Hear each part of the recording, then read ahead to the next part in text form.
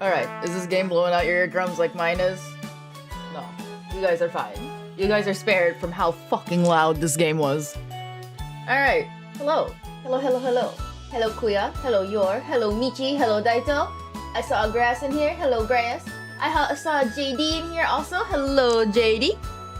Hello, everyone.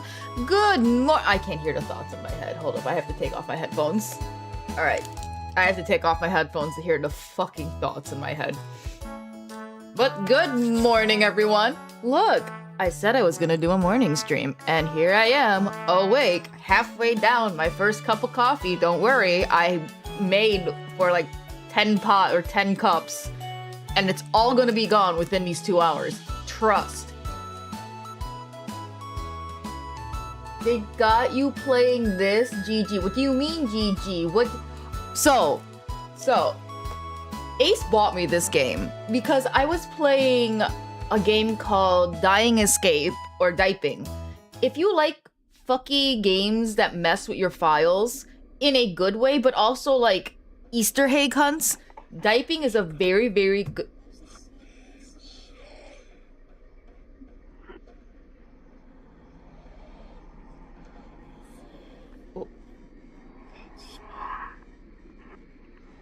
I'm sorry, game. Did I upset you? What? What the fuck? Okay, this is going out of my fucking ears now. The minute it said, "Can you hear them?" Let's not. You're out of my fucking ears. Please do not pop things in my face. I'm trying to say hi to my chat. You behave yourself, alright? Listen here, game. I didn't even start you yet, alright? I'll put you back to the change language screen. Anyways... I can't hear what the fucking eldritch voices in this game are saying right now. I don't like how you're saying GG, but anyways, Ace bought me this game because he really wanted me to play it, and guess where the dog is? Fucking asleep. Hi, Nana dear. If you like cute little like typing games and like games that mess with your files, and quite unsettling games with a lot of lore, Dying Escape is really good. I do not suggest streaming it. It has a streamer mode, but they're cussing you out is what they're doing. Just like every man I know. That's fine. I highly suggest Dying Escape. It has a lot of like little... You have to go outside the game to do like little Easter egg hunts and whatever to finish the game completely. But after that, Ace was just like, you should play this. So if it fucks with my files, I'm sorry, you're not gonna see that. All my computers and whatnot go under a fake name anyway. It's not me afraid of doxing myself. I don't need you to see all the amounts of fan art I have collected of things. Many things. My current obsession is Ashfield. Anyways, are you done screaming the voices in my head? No, you're not. Alright, so I love all of you. If I hide under my desk, I promise I'm just gonna get another cup of coffee. Let's go. I'm sorry, are you happy now? You have mood swings like my bosses. I didn't know I was clocking in to fucking work. This game is not suitable for children, those who are easily disturbed. Do you wish to continue? Fuck it. Warning, this game potential seizure. Okay, please note. Darn, I am bored.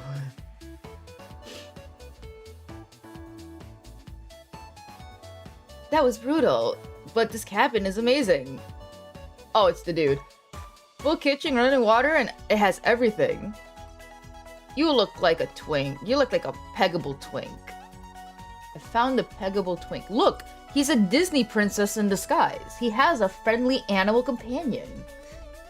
Finally, a place I can read a good book. Oh yeah, you're a Disney princess. You're just dubbed Disney princess. I can't wait to What? What? Oh, we know your trope. Where is it pointing? I'm sorry, everyone. It must be the dust. Get those allergies under control, Maria. Don't worry, guys. I'm sure a little elbow grease and we can make this cabin shine. So you're volunteering to clean, Gregor? No. She's allergic to twinks. The brattier they are, the more her allergies act up. It's like level a twink. Oh shit, I know this game. Hi, Hollow. Why is everyone so fucking concerned? Not many supplies here. Guess we'll have to go out and get what we need. There's a fireplace for making stew, so let's gather up some firewood, okay? Leave that to me, little guy. I'll tidy up around the cabin. Need to save Maria from dying to all this dust. Hey! Allergies are nothing to joke about, Karen. She's not dead yet, Pipsqueak. Calm down. Oh. I know your name is Natalie, but I'm just gonna call you Disney Princess. Thanks, Disney Princess! I think I'll go foraging outside with over 450 mosses, 900 fungi, and you're just amplifying your Disney Princess. You're fucking Snow White. There's bound to be treasure up there. Taken out, we can joke about it. To life taken out by pollen. I think most of us are being taken out by pollen. It's that spring start. Holy shit, my nose has yet to take a rest and my eyes are watering. Roughing it is fun. Disney Princess knows so much about edible foods, we're in good hands. I think the slime mold will be the most delicious. Most certainly not. What about the fungi? Of course you would like the fungi. Do you even know which ones are poisonous? I could figure it out. You can be the canary in the coal mine. I'm not ending up a corpse here. Keep both your... Oh my god. Reading is hard. I wasn't expecting you to do this much reading. Keep both your eyes open, little guy. Plenty of wolves and brown bears around. Are you gonna be the main protagonist? Are you all gonna die or attempt to kill me? They won't be a problem. I read up on 10 different techniques that you are definitely the main character. Got it. Number 1 is... Natalie! Oh yeah, I'm sorry, Maria. Got carried away again, haha. I'll help Natalie look for food. I'm definitely better off at warding off wild... Really? Are you? You look like if I blow on you, you'll just fall over. You look anemic as fuck. Someone give Maria a Zyrtec. She's the girly with like 5,000 health conditions. If we come up empty-handed, we can always eat some food Eat some of the food we already brought. You mean the emergency rations? Why are your boobs like that? Why are they lopsided like that? Bad idea, chump. Hey, Natalie and Maria are getting the food. Gregor is gathering the firewood. That makes you our designated chef. Everyone is looking at... Well, I exist. I have a character. Everyone is looking at you expectantly and you nod. Very excited to try your cooking. Alright, everybody. Let's go to work. While there's still sunlight. Later. I don't like being left alone with you. Maria. Natalie. Gregor. Oh, who's talking? Am I talking? I'm talking. The three exit the cabin, leaving you and Karen alone. I think Natalie put the supplies in the kitchen. Thanks for helping out with the cooking. Don't trust redheads. I don't know. There's a redhead that has my full trust and wallet. You can't really say that to me. The only problem is fucking FedEx lost my package. Fuck. Tutorial to save the game. Right-click or hit the escape button on your keyboard to pull up the menu. How long is this game? How long is this game? Please, someone tell me how long is this game? This menu will allow you to adjust your volume levels and blah blah blah blah blah. Please note, going back to the main menu or exiting a game without saving will remove your progress. Be sure to save. Do you have any experience making meals? Probably not. I'm extremely lazy. Do you guys want to choose it? Here, we'll be it. Is that so? Looking at you, I think you'd be good at serving up food. What?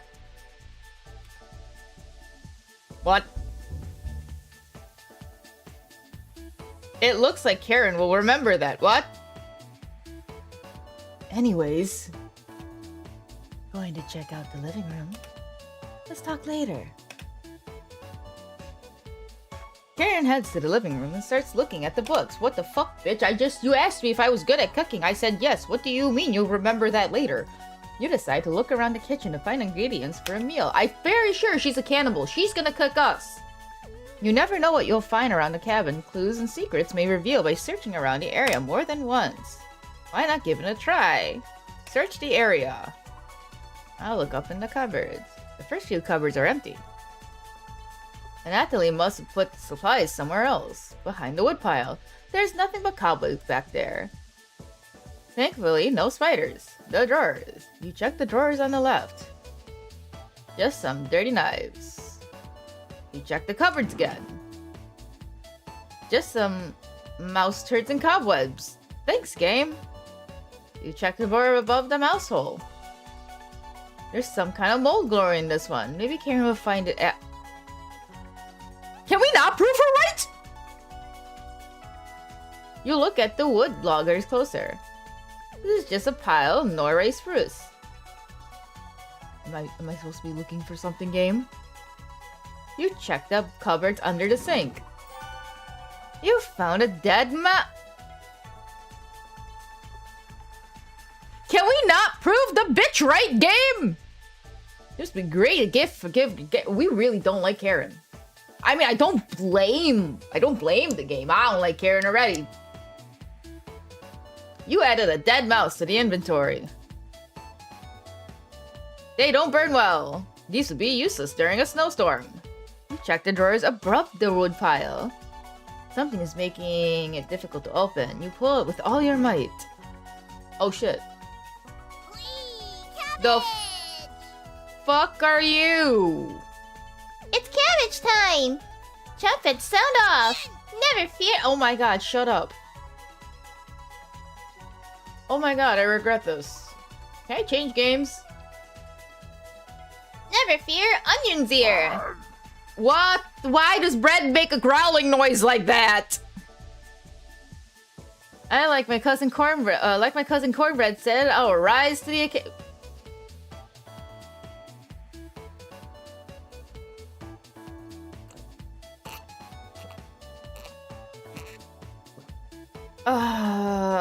Thank you, coffee.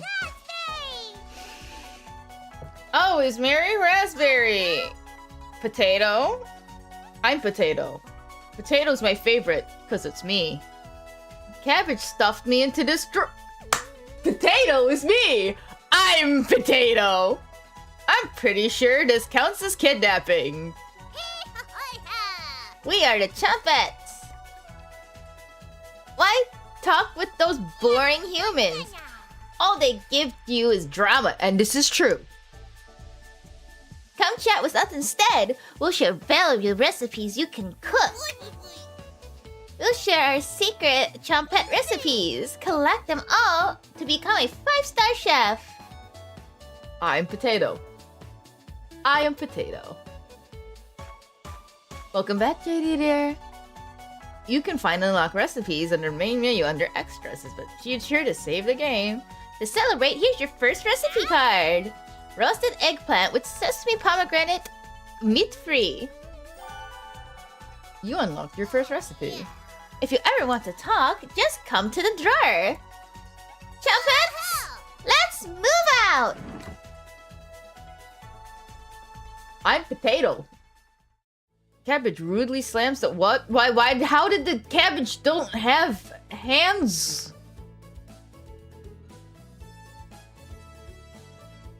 You're slightly worried about what this means for your mental state. What mental state? But only slightly. Hi, bitch! Hey, did you find supplies?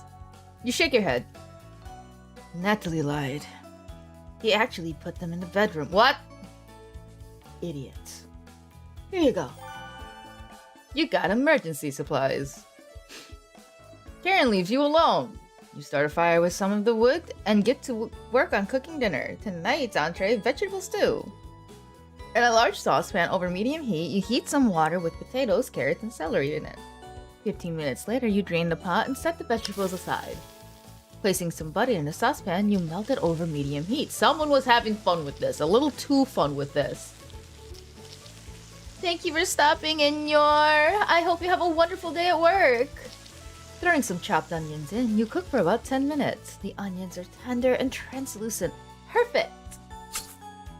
You mix some flour, salt, pepper, and heavy cream into the saucepan, adding the vegetables to the mixture. Hours pass. Hello, the band of fuckheads! We're back! More firewood than you'll ever need! We found some wild sorrel? Maybe tomorrow we'll have a bigger bounty. And Natalie is bearing the lead.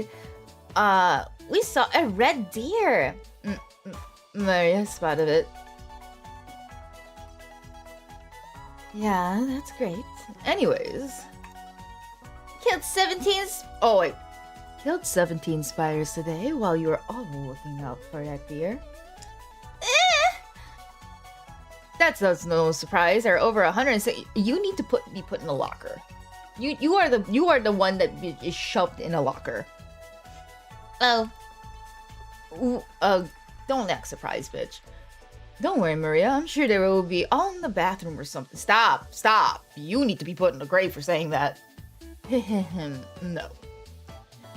Almost all of them were near the couch. Oh, I was going to sleep on the couch. That's where 16 of them were. I'm not sleeping on that couch then. And there's only 2 beds in the bedroom.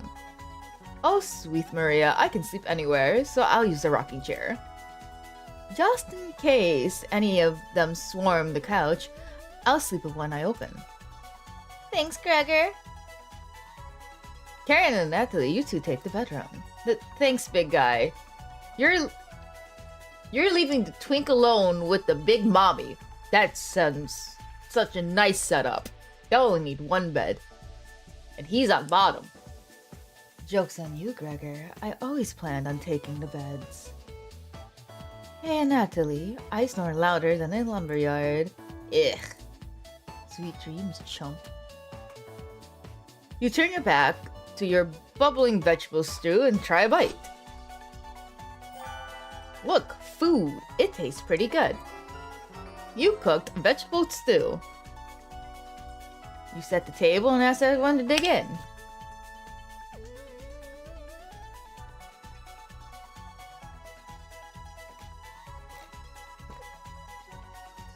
I didn't expect to talk this much. Wow, this smells delicious. Thank you.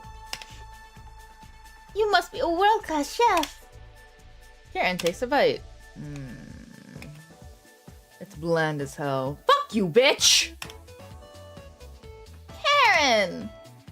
Tastes like every other vegetable stew. So generic. Gregor could probably. Oh, what the fuck? Stop! Disabled. Cease! Could probably use some meat next time. Gross. For a side dish, I could bake some bread utilizing the what the fuck? Frageris Vesca. Also, I'm gonna shove the nerd in a locker. Nobody cares, Pipsqueak. Have we smashed anyone yet? None of them are smashable. I'm gonna smash the nerd's head into a fucking door, though.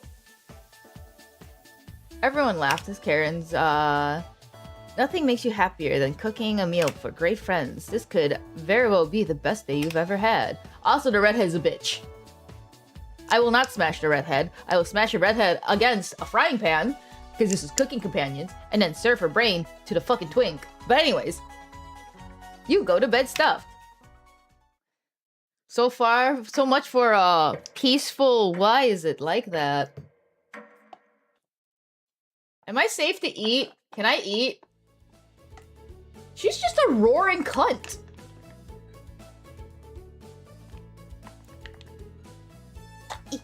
Please, yogurt, have mercy on me. Ooh. Here we go.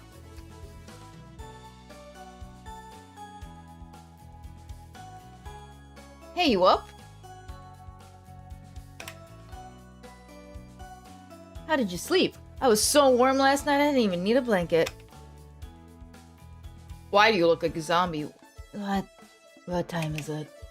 About 1 hour till dawn. Will you two quiet down? I'm trying to sleep over here. Roaring bitch! Gregor, the birds aren't even making much noise yet. We didn't bring many supplies, remember? Gotta get a head start on the gathering food. It's too early for this. Gregor! Did you see any spiders last night? There's a small one in the bathroom. Ah! Actually, I did see a centipede by the sink. Maria turns a little pale. Karen's messing with you, Maria.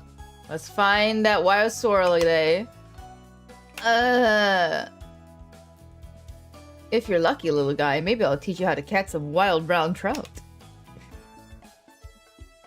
What's with you and meat, big guy? Protein's good for you. An Ottilie herbalism book stated that there are many more species of plants to eat out here. Let's leave the fish alone. Shut up! I know, you know I'm not, into meat. That's a shame. I'd wake up early to go fishing. Cheer up, Karen. We get to observe the trout at the very least. Maybe we'll get some more red deer today. That sounds like a waste of time, Gregor. Uh-huh. Maybe we'll find some blackthorn berries. I love blackthorn berries. Maybe I am Karen. Maybe I could give Karen some leeway because she's surrounded by fucking morons. We'll be back later. Oh, please. We'll be back later. Can you watch our stuff today? You nod. Thank you. Thanks. Don't steal anything, okay? You nod. What would I want? What do any of you have, unless it's a gun and or knife, do what I want? And that's just take it away from you fucking assholes. They leave the cabin with a skip in their step. You're alone, but thankfully you have a drawer of chompettes to keep you we are going insane. We're the killer. We're gonna kill all of them. Each day, you'll be asked to explore different parts of the cabin. You only get one choice. Then, the day will end. Choose wisely. What do you want to check out today?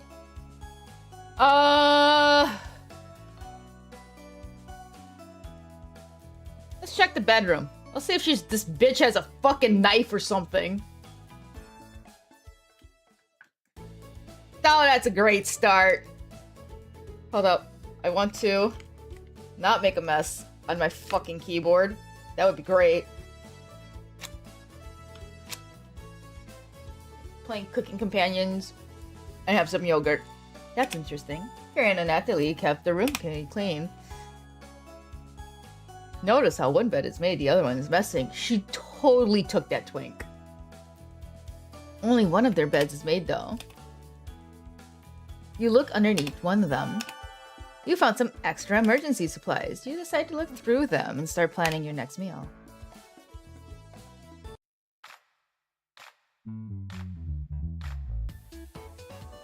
We're back. Teehee. Knock it off, Maria. It's pretty rare to be scared of one. It is not. Who knew the big guy was scared of it? Shut up. You don't understand. I don't think anyone understands, Gregor. It was just a marmot, Gregor, not a monster. Maria laughs so hard that your ears ring. Oh, shut up. You're the girl that tried too hard in school. Tears start rolling down her cheeks. She's laughing so hard that she's about to hyperventilate. Stop her from hyperventilating? Absolutely not. One less mouth to feed, right? You don't get it. It's pretty personal. Then please explain, big guy. Gregor looks incredibly uncomfortable. Let's leave him alone. We found some raspberries and elderberries near the cabin. Quite a selection of species here. I'm going to eat the twink first. I'm going to eat the twink first, then the girl, the little girl, then the big guy, and I'm gonna save his body for rations, and you're last, because I'm gonna savor you, because you're the mega bitch. I want you to watch me eat your leg, if that's the case with this game. We also found some wild sorrel. Is this going to be enough for a good meal? Everyone is looking for you at an answer. You decide to do an inventory check of all the available ingredients. It takes you a while, but you decide on your specialty, cabbage rolls. You first bring a large pot of water to a boil. You let the cabbage leaves boil for 2 minutes, straining the pot into the sink. In a medium mixing bowl, you combine some cooked rice, onions, an egg, salt, and pepper along with some tomato sauce. You use your hands to mix thoroughly and decide to wash your hands after if one comes off. Dividing the rice mixture evenly between the cabbage leaves, you then roll them up and tie string around them so they stay in one piece. You place the cabbage rolls in a large skillet over medium heat, pouring the rest of the tomato mixture over the top. Covering it, you bring it to a boil. You reduce the heat to a low and let the cabbage rolls simmer for about 40 minutes, being sure to baste it with the liquid. Oh, it looks kinda good. You cooked cabbage rolls. Maria looks optimistic. Karen looks skeptical. Natalie looks curious, and Gregor looks thrilled. You watch intently as everyone takes the first bite.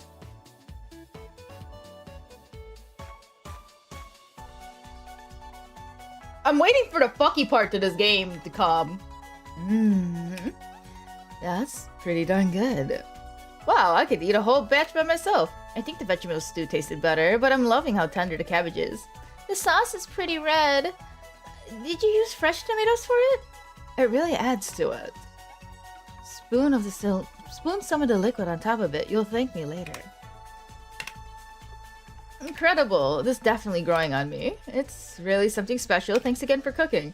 Everyone leaves the dishes behind for you to do.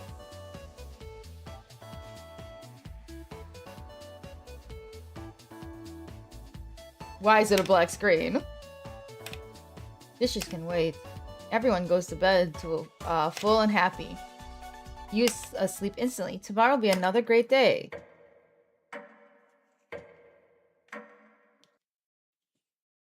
Are we having fun? Is this? How long are we in the woods for?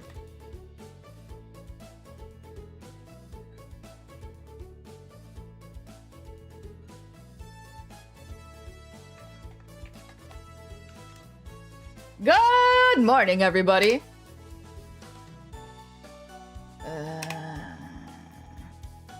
Again, Gregor. Can't you let us sleep in? Not today. Why? Storm clouds are coming. We need to buy food and it begins to downpour. Gregor, you're overreacting. We have enough food to last us a while. Enough food? I thought we used most of the supply for last night's dinner. He's right. The meal you made was delicious, but we used a lot of what we had. Gregor's also correct. Precipitation is usually high in this unusually high in this just with many areas being high risk of flooding. It'd be foolish to not go out and look for today. You really think it will flood? Thankfully, the cabin is on high ground, but that doesn't mean we're safe from the flooding waters. It's always a possibility, so it can't hurt to be prepared. You're losing it, Gregor. Karen! There's nothing to worry about. I think Gregor's right, Karen. Huh? It won't hurt to prepare for the worst. Ugh. I think she's right, Karen. Fail to prepare, prepare to fail. And Natalie, let's go out and prepare for the storm.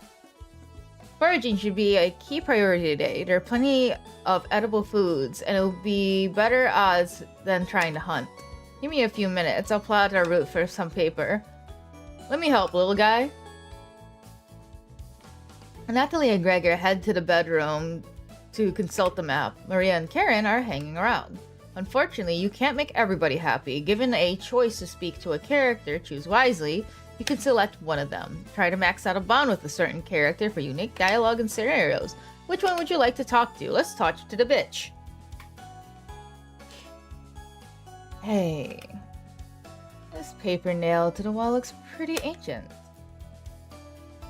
What were the old days like? Not as bad as times like these. I'm not sure what you mean. Extremely brutal. Ah, let's do this one. I know what you mean. Escaping. What? What? What? Escaping from Ukraine was terrifying. I'd never been so scared in my life. Do you know any idea how hard it was to get those supplies here? I could have been shot along the way. What?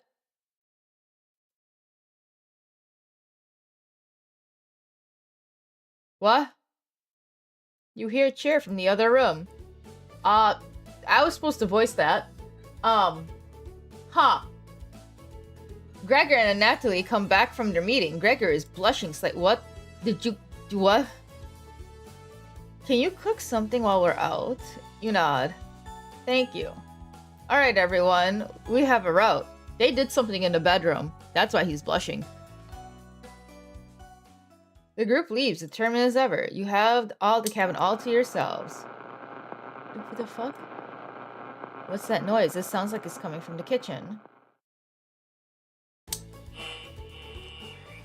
Radio? What's going on with that radio? You didn't even notice it was on the ground when you walked in. Did someone leave the radio here? It looks newer than anything you've seen before. It seems to be broken. Better hold on to this. You got a strange radio. Before you cook dinner, you should check,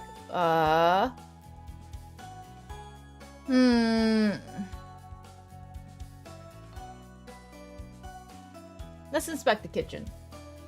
You have nothing better to do, so you decide to talk to the Chompettes.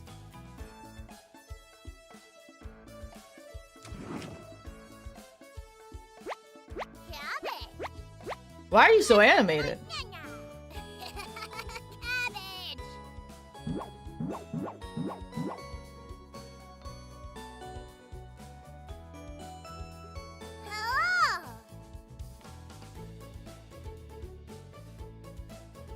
Hello! Good to see you again. Thought you abandoned us. I thought about it. Why are you trying to fool them? Go ahead and make those meals you enjoy so much. Raspberry. No thanks!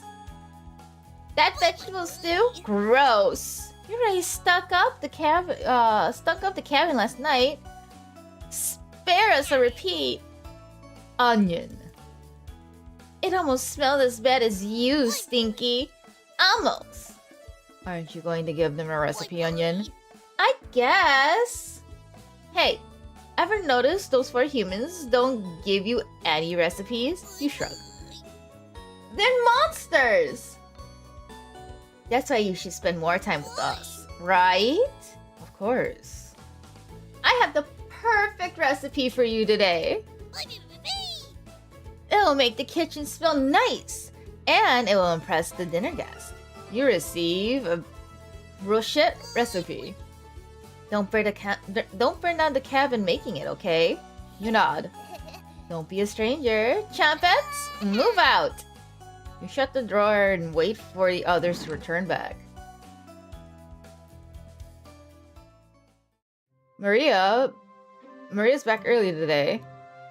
What is wrong with you? Hey, the others are still looking for food outside. And Natalie found some more berries, but nothing that will feed all of us. Please don't tell the others, but I'm a little worried about our supply. I crunched the numbers and we don't have enough food, even with the rationing, to last if we get stuck here. Maria seems disappointed in your inventory management. Can you try cooking with a little less this evening? Hi, Captain, dear Captain! You nod. Thank you. You've done such a great job with the meals so far. You're very sweet. What was that face? Wait, what was that face? Wait, what was that face? The fuck is that face? Maria is blushing a little bit. Teehee. Maria will remember that. Huh. Maybe you can teach me to cook sometime. Looking forward to it. You can hold cooking classes here someday. rudely interrupting a tender moment, but the others burst through the cabin.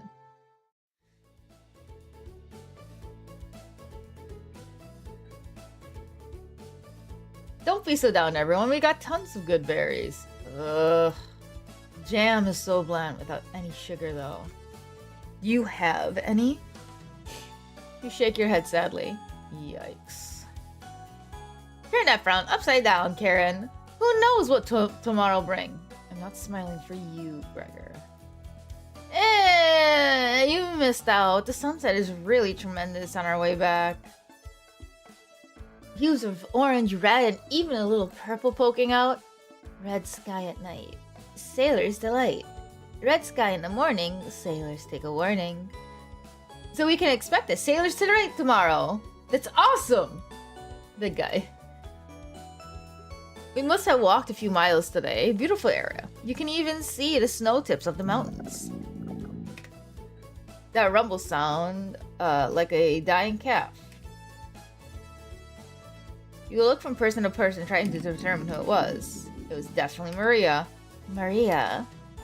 I'd recognize that sound from anywhere. Oh, guilty! Mira looked embarrassed, but the group laughs honestly. Except for you. You search your mind for something to say, but all you can think of is an old riddle. Those who have it do not want it. Those who have it least succeed. Those who have it for too long perish. When you feed it, it gets smaller. What am I? Dust? Try again. Everyone is pondering the answer. I got it. Is it hunger? Correct. That was my guess. So, what's on the menu tonight, chef? Bread and jam.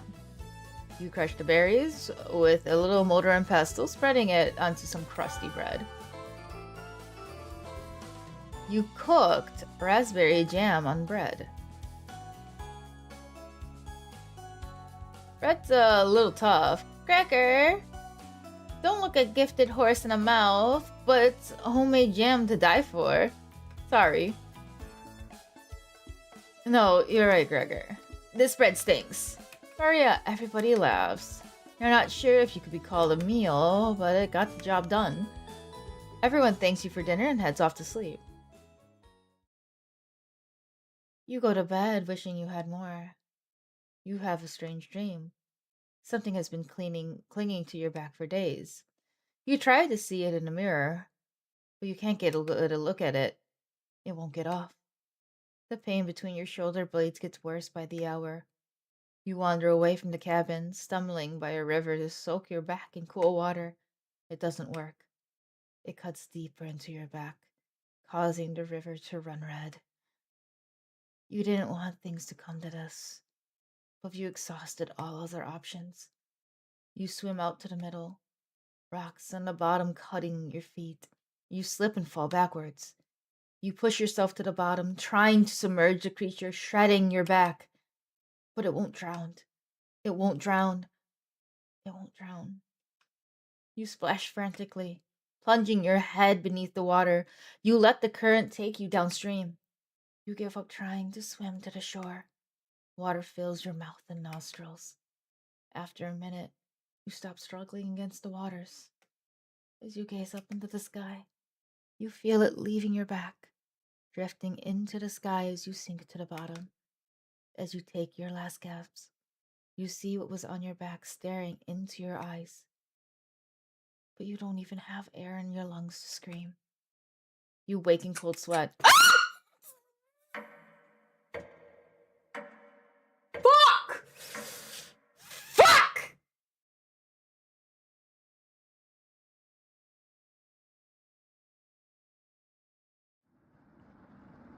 Ah! Game! I was so into reading that! Fuck you! Where's Ace? I'm gonna yell at Ace.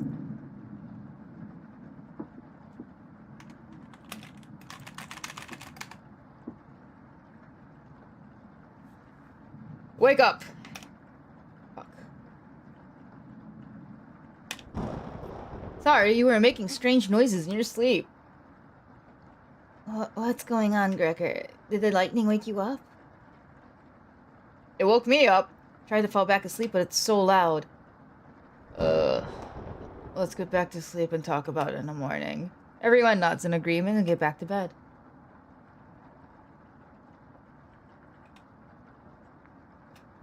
Except for you. You can't fall back to sleep. You still have goosebumps from the nightmare. Karen's snoring is making the wall shake. You don't sleep a wink, opening your eyes when you hear Natalie slamming the door. You sounded petrified. I looked out the door and we're completely surrounded by flooded waters. It looks like the sailors take warning was more of an appropriate thing today. Maybe we'll clear up by tomorrow. You're no optimist, Carrick. Yeah? And that's all Gregor has going for him. He's also good at chopping wood, though. Haha! Knock it off, you two. Maria, you think it'll clear up tomorrow? I give it a 27% chance. Based on what? I was bored stiff, so I read a book on local precipitation levels. And Natalie, you're a good book nerd, right? Why didn't you read it earlier?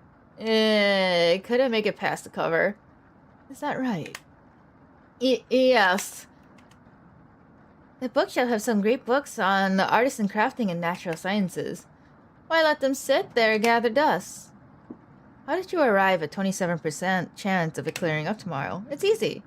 Take the time of year, multiply by the factor of... Maria begins to explain meteorology to you. She isn't dumbing any of this down. It's similar to where... So the first thing you need to understand, minutes of explanation feel like hours. You look over at Natalie. He's listening intently to Maria. So intently, he hasn't blinked yet. You can see his eyes drying up. Tears rolling down his cheeks. This is brutal to watch. Finally, Maria wraps up her lecture, ending with a bow. Nobody claps. Tough crowd.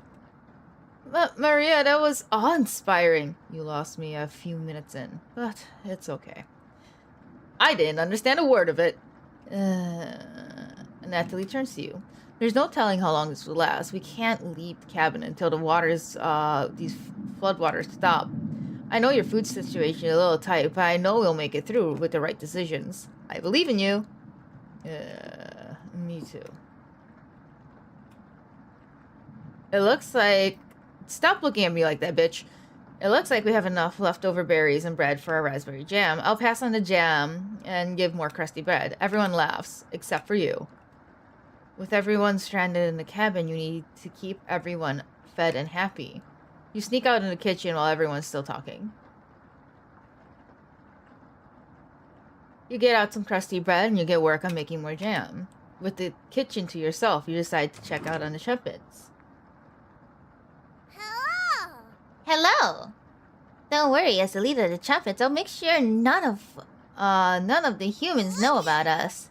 Bring that big guy. That big guy would try to eat me like an apple, so definitely don't tell him about us. Are your plans going awry? Fuck you. Stop it. Got another cornbread classic for you. Did you hear about the bread maker's bakery burning down? No, her business is now toast. That one's a little stale. Do you know how raspberry and milk were introduced? You tell her no. Raspberry milkshake! You let an audible groan. Did cornbread teach you that one? Nope, wasted an entire day on it. Ha ha ha, it's worth the time and effort at Raspberry. Maybe you'll win an annual trumpet comedy competition this year. Of course! Not while I'm here. You choked on stage this year. Isn't that every year, Bread? We're still talking about that closing joke, Bread. You were doing great this year. Anyways, don't even think about eating us if you're hungry. Trumpets stick together through thick and thin. Rain or shine, feast and famine. Potato, I swear to God, repeat the line or we're locking you up again. Oh my God! Life or death. That's right! Chumpets! Move out! They didn't give me a recipe. You fuckheads didn't give me a recipe.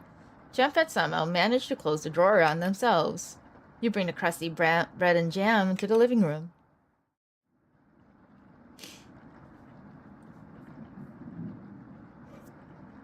Karen stops you as you bring the food. Took you long enough. Karen looks at the 2 slices of bread left and the mason jar filled with raspberry jam. There's mold on the last 2 slices of bread.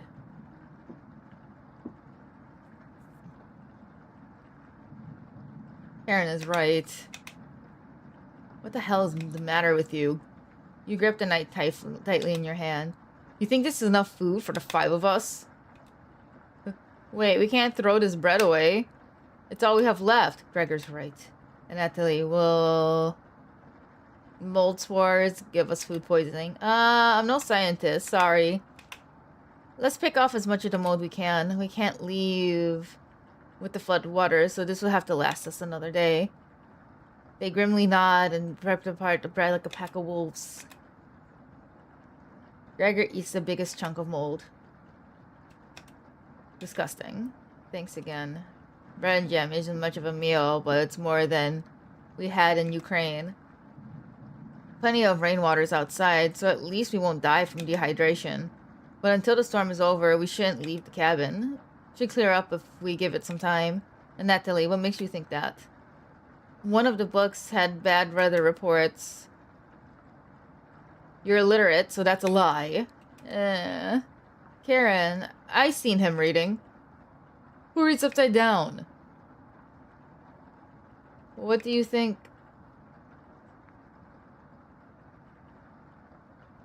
Huh?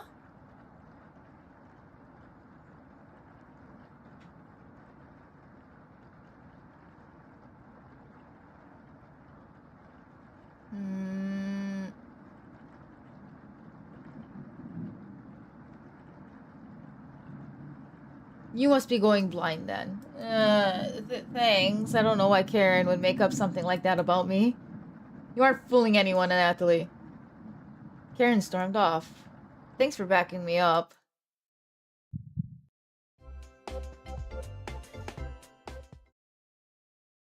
Good to have someone positive around, and Natalie looks relieved. You think he'll remember that? I guess let's call it a day. Yeah, sure. Everyone shuffles off to their sleeping areas. 10 minutes later. Hey, Karen likes to find somebody's weakness and use it against them when she's frustrated. Just wanted to thank you for backing me up earlier. You're very sweet to do that. And Natalie looks at you with admiration. Hey, see you tomorrow. And Natalie looks like he's blushing as he walks away. You're definitely sure Natalie will remember that.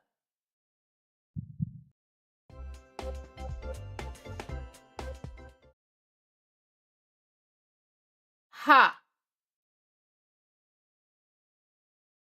Hi, May! Was I not supposed to make that choice? You go to bed very hungry.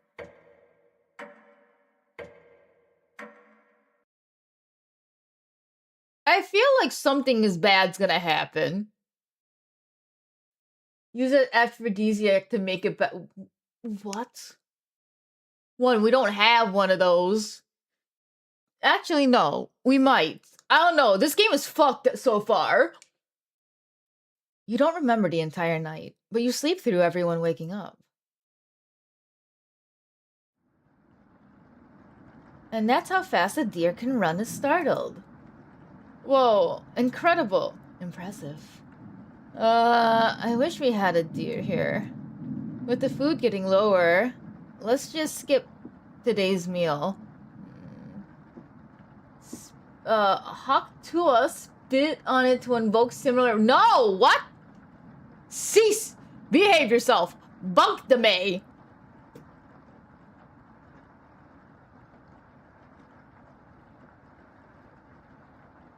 Ugh. No! It's the only for one day. Various cultures and religions have practiced fasting throughout history. That doesn't make us feel any better, Natalie. What options do we have? Our food wasn't rationed properly. And Natalie leaves, mumbling to himself. So passive-aggressive of him.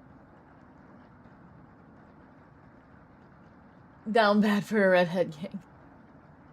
Everyone moves to a separate area. Karen in the bedroom, Gregor in the living room, Maria in the kitchen, and Natalie in the bathroom. Who do you want to speak to?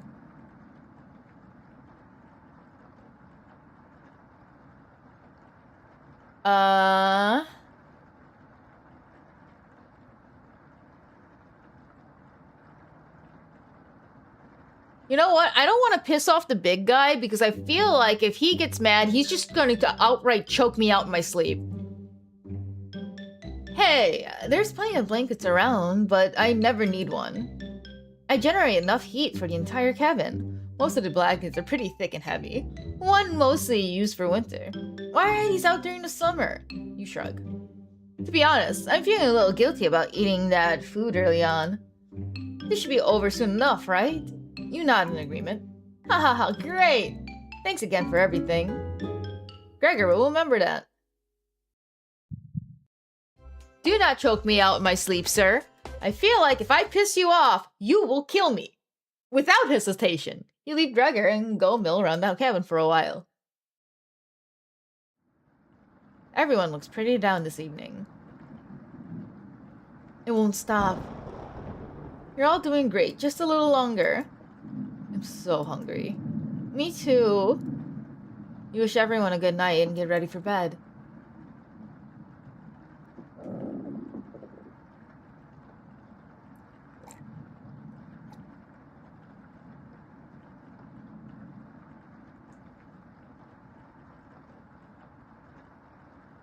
They're starving, I'm drinking coffee. Your stomach is growling more. You have a strange dream. A boy is yelling out to you at the kitchen. You keep telling him to lie down on the tray. Oh, God. But he keeps screaming at you, calling you names. Show you so how it's done. You lie down on the tray and make your body as flat as the board. A smile crawls across his face. His anger turns into courage. He pushes you into the oven. As the stench of the burning hair fills your lungs, you see him sneering back at you. You wake in a cold... Oh.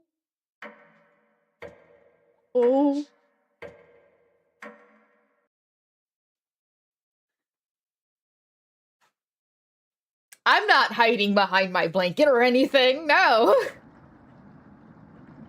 Where's the...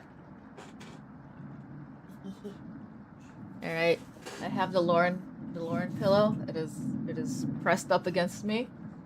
I don't trust this game anymore. Everyone seems to be sleeping and later than normal. Their stomachs have been keeping them awake all night. The rain is still pouring outside. You can barely make out the trees from the windows. You hear Maria getting up. She looks petrified. She always looks petrified. She has face consistently. I couldn't sleep. And Natalie's bags under her eyes. The storm is too loud. Karen looks out of it. The cabin was creaking so much last night. It sounded alive. Gregor looks a little gaunt. I got a good look out the window. And all I saw was rain. Good observation, Gregor. I was so hungry last night. I kept pacing around the bedroom. Hearing to you. When is this going to end? I check outside the door again. Water keeps rising. Unfortunately, we're going to need to stay put unless one of us wants to drown in the rainwater. Once the weather improves, we're able to scavenge their supplies. How close is the nearest town? I don't know. Didn't you have a map on you? I think I dropped it while we were running after Gregor. I'm sure it'll show up eventually. Ha ha ha, Maria and Natalie go white as a sheet. How are we gonna find our way back now? We'll have to ride out the storm. Maria looks at you. We're down to our last slice of bread. I don't know how much longer we can keep putting off eating. The group stares at you. It'll clear up in no time. Maybe you're right. The group looks worried. They're all gravitating to different areas. Gregor's fake optimism is worrying and Maria is having trouble. Which one do you want to talk to today?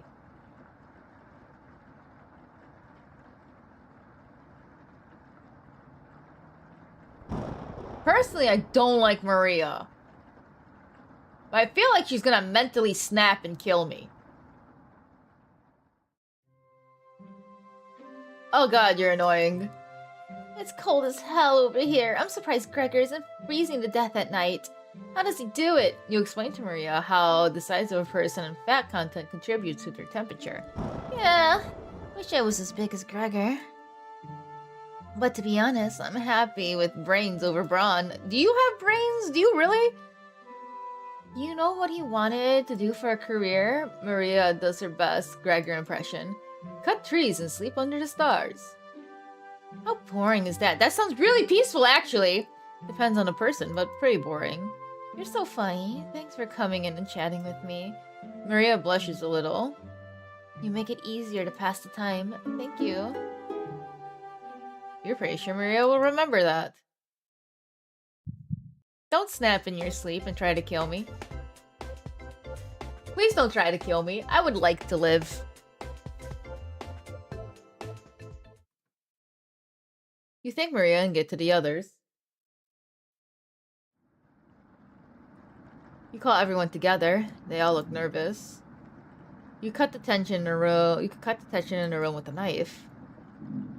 Everyone is staring at you. They're expecting that last piece of bread for dinner. You bring it out. Everyone cannot take their eyes off it. You instruct everyone to take a pinch. Slowly, all 5 of you tear it apart like a wishbone. How's it going? The words. Everyone studies their piece of bread carefully, wondering how long it will last. Karen's the first to eat hers, chewing each bite a few 100 times over before swallowing. Natalie chews it cautiously, slowly, swallowing as he looks at the others. Maria nibbles on it silently, eyes wide, moving from person to person. Gregor just pops it in his mouth like a cherry. He's inhaled it. It is going, Ace! This certainly is a game! The group thanks you awkwardly. It's not much.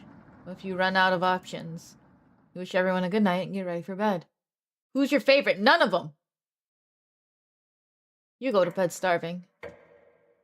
None of them are my favorite. I immediately hated all of them at the beginning of the game. Page 1. First text box. Hated all of them. Good morning. Morning. Let me check if the rain stopped. No. It's still flooding. What are we going to do? Humans can live about 2-3 weeks without food. Water isn't the concern. Rainfall should end in a day or 2, right? Actually, precipitation can occur for more than 215 days a year. But do you really think it will rain that long? Natalie, it's been days already. What makes you think it will stop soon? Relax, everyone. Let's see how long we can ride this out. Fingers crossed it will be done by tomorrow. Panic is slowly creeping in. Everyone is looking scared, but you need to survive. Karen and Gregor begin to discuss the next options. Do you want to speak with Maria in the kitchen? Or Natalie in the living room? Think about everything you've done wrong and how you've doomed everyone. Let's comfort the twink. Gregor is the one I'm very sure is gonna kill me the most, because all he has to do is look over my sleeping body and strangle me, and I will be helpless to stop him. So we're gonna keep the big man happy, so we prevent that from happening. Natalie is still paging through the books. Hey. You should have been more careful with our emergency supply. What were you thinking? What? Why? Why am I the blame? Why are you reading the book upside down? Apology accepted. You could have predicted this much, Maine. You're sweet as pound cake. Thank you. You have to teach me that vegetable stew recipe when you're all over this. And Natalie will remember this. He's reading Franz Kafka? What is he reading, though? What book are you reading? This book is a great distraction. Very well written. You're reading it upside down. You get the hint, and leave Natalie to himself. I don't think any of us can take it much longer. Gregor's voice starts to crack. I don't want to ask this, but it's time. One of us needs to go outside and search for food. Everyone is silent. I'll go. Maria, I used to swim all the time near my house. I'll probably have the best chance of swimming through the flooded waters. No, let me go instead. You won't get very far if anything happens to your glasses, Natalie. You're as blind as a mole rat, remember? That's true, but little guy. Let me go. Gregor, sounds good to me. Karen. His arms are long, isn't probably the best at climbing. No, that wouldn't be right. Gregor, let me go instead. I get that none of these options are good ones. But we need to find food or help. Gregor grabs a branch from the woodpile. He cuts into different measurements. Since we can't come to a consensus, let's draw for it. We'll each pick one. And the shortest will go outside and search for food. You're not worried about drawing. You saw Gregor cut the branch lengths. You pick up the biggest. You watch the others intently.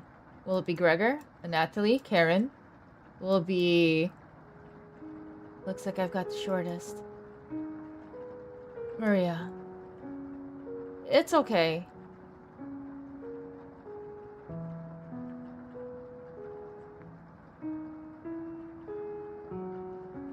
I watched Natalie forage earlier, so I'll know what to look for.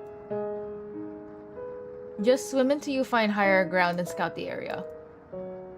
Maybe you'll find fish out there. Everyone looks heartbroken. Karen, Natalie, Gregor, I'll keep us alive. I promise. She promised.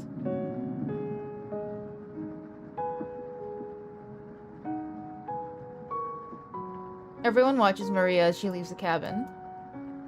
The silence is deafening. Goodbye. The door shuts behind her. You can faintly hear a yell about the cold water and then silence. I'm sure we'll see her again. The rest of the group nods. Everyone stays up, waiting and waiting. The sun has completely set. One by one, each person quietly shuffles off the bed. You have a strange dream. Two women in front of you. It could have been twins. One of them you recognize. The other is a cabin guest. You ask the guest to sit down on a shovel. Then you try pushing it into the oven. Her legs are so strong, you can't get her into the oven. You curse at her repeatedly. Like this, you hiss. You stretch out your legs until your toes were almost sticking into the coals. You feel 4 hands on your shoulders, and both of them push you in. The smell of smoke and burning hair cause you to throw up on the embers. You can't end it like this. You rip off the metal door of the oven, tearing through the wood logs of the cabin. Screaming, you chase the two into the woods. One of them looks behind her, eyes widening as she sees you. She's terrified. You've never been this angry in your entire life.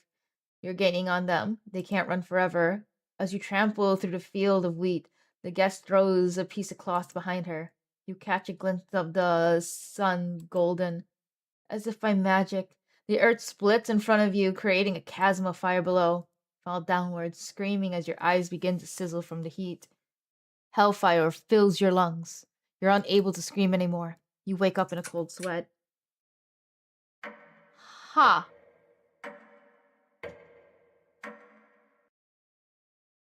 Does she come back with food, or is she dead? Or are we gonna cook one of them? Good morning.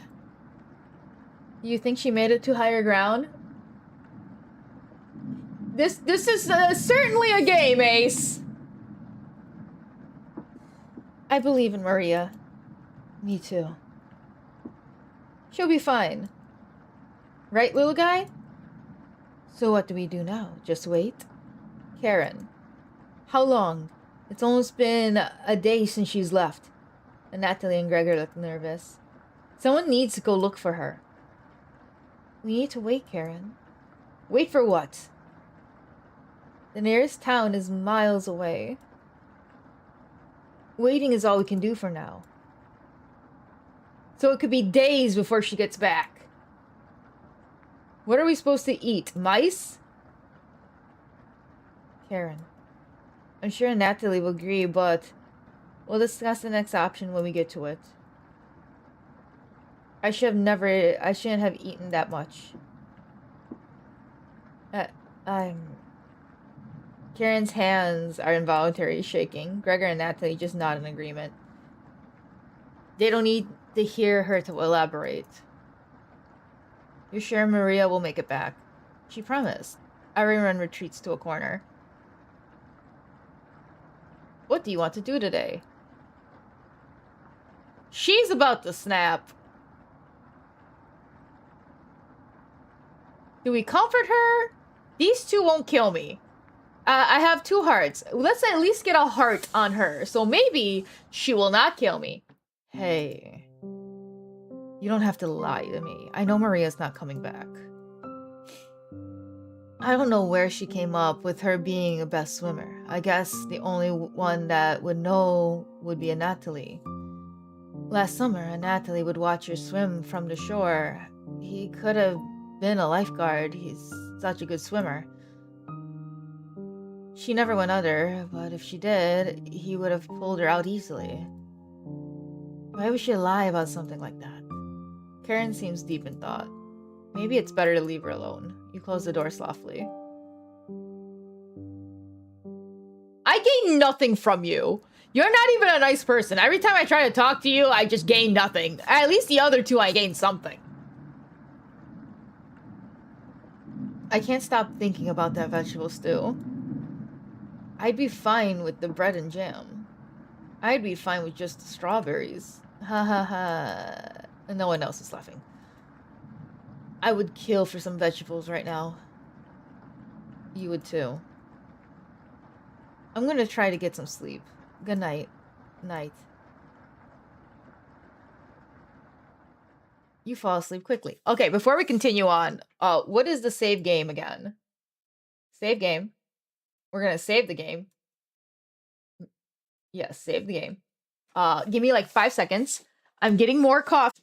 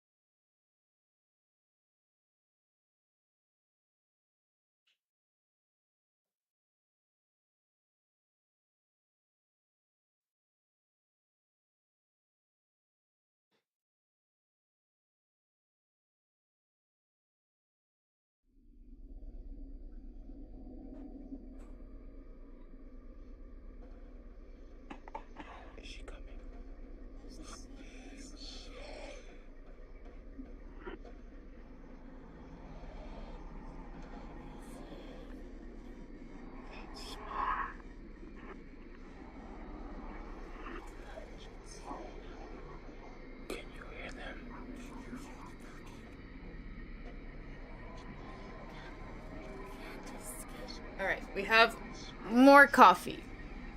And I kissed the Kuma.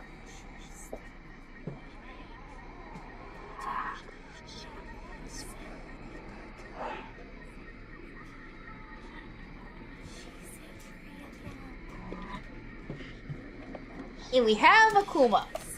Oh my goodness! Under the chair. Thank you, mademoiselle. I take my blanket back.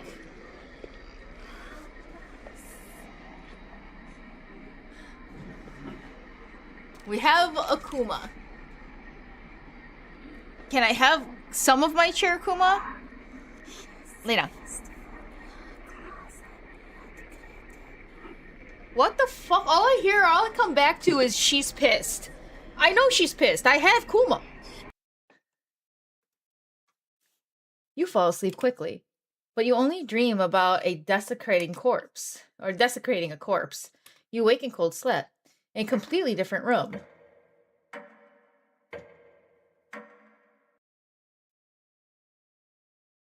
I have Kuma's little head. I have a chibi head. Good morning. Karen's looking worse. Will you cook for the group today? Cook? You take out a cutlet of meat and begin to cook it over an oven. You cooked meat? Where did you get that? You ignore Karen's question. What's that smell? Gregor finally gets off the couch. Where did you... The three are looking at you, salivating. You take the charred meat out of the oven, cutting into small pieces.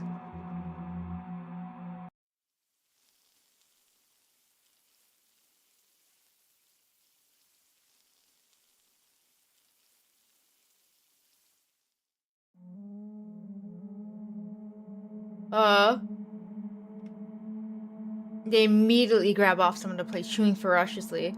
You take a piece and immediately devour it. Do you have any more of this? You explain how the meat is stored securely hidden, but so you can ration it for a better time. Understand. Thank you. Are we eating Maria? Natalie runs to the bathroom, puking in the toilet. You can hear him sobbing for a few minutes. This taste is... Gregor wanders off. Natalie returns, looking choked up. I was too weak. Left you some. Don't fight this, Natalie. Natalie takes a piece from the plate, turning his back to the group as he eats it. You can hear him crying. Finally, my focus is coming back. I'm going to read some of those books. Keep them occupied, okay? Karen leaves you with the men. Who do you want to talk to first? You knock on the door first. And Natalie? You slowly open it.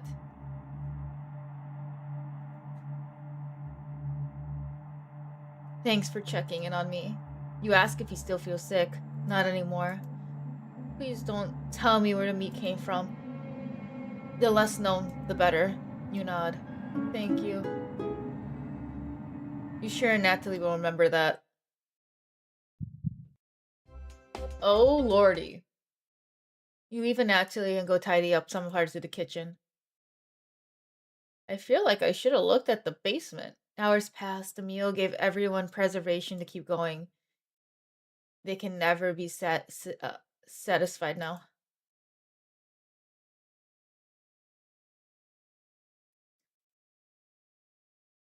We've laid long enough. What's for dinner? You calmly explain that you want to ration the meat better this time. No, dinner. Fine. I understand. I can wait. No arguments. Perfect. Everyone decides to call the night early. You fall asleep instantly.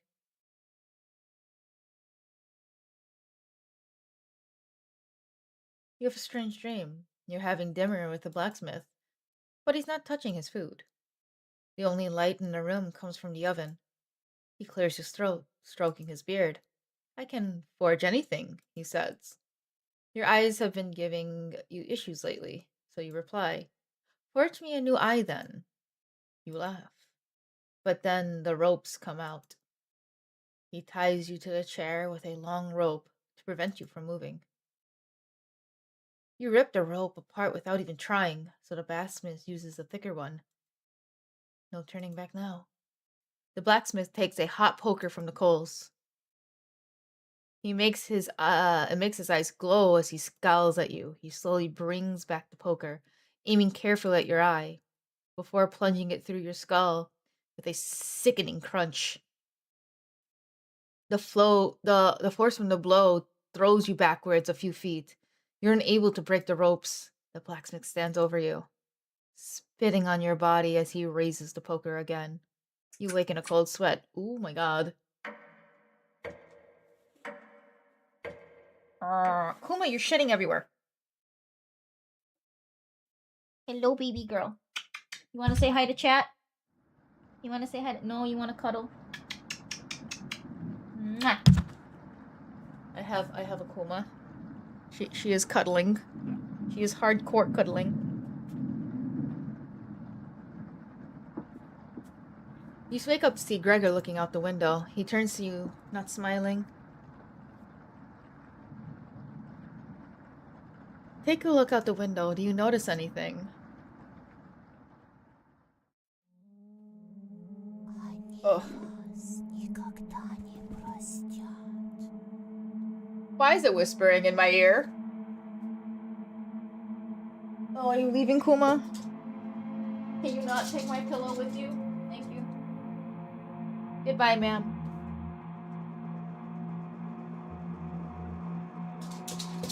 Goodbye, ma'am. You can take your pitter-patter self away.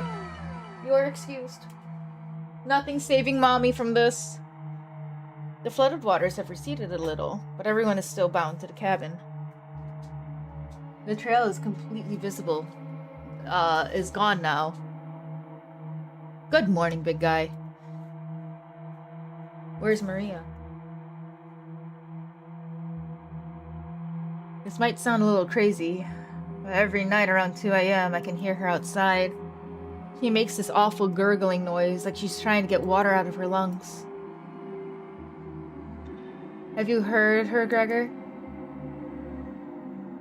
Sometimes, when the rain gets faint, I think I can hear her whispering. I haven't heard anything like that. When she's whispering, it's like she's trying to tell you something, right? Oh, what the fuck?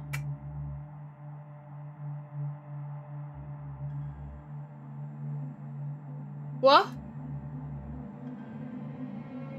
I sometimes hear her crying through the radio. But that's just a broadcast. Oh. I think we should have another piece of meat for breakfast. It's what she would have wanted. What's gotten into you, Anatoly? Anatoly looks at you begging. Bring us another slab. Please. He clearly doesn't have a stomach for it. I can't get the taste out of my mouth. Help me. Oh, lordy.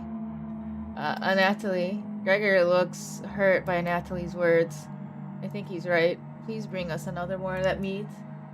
You grab some of the meat from your secret hiding place. You cut it into squares, adding it to the boiling cauldron of water. It'll taste bland without any seasoning. But you need to serve it quickly. Smells good. What's taking so long? Boil it faster. It looks almost done. Patience. It's finally finished. You serve the meat in bowls. Can we kill the twink next? I don't feel comfortable with the twink. His eyes are weird anyways. Gregor drinks the broth first, swallowing the chunks whole. Natalie creates ripples in the bowl with his finger. He isn't eating. I'm sorry about earlier, everyone. I don't know what overtook me. Maria. Natalie begins to weep. You look over at Karen. You didn't notice her eating.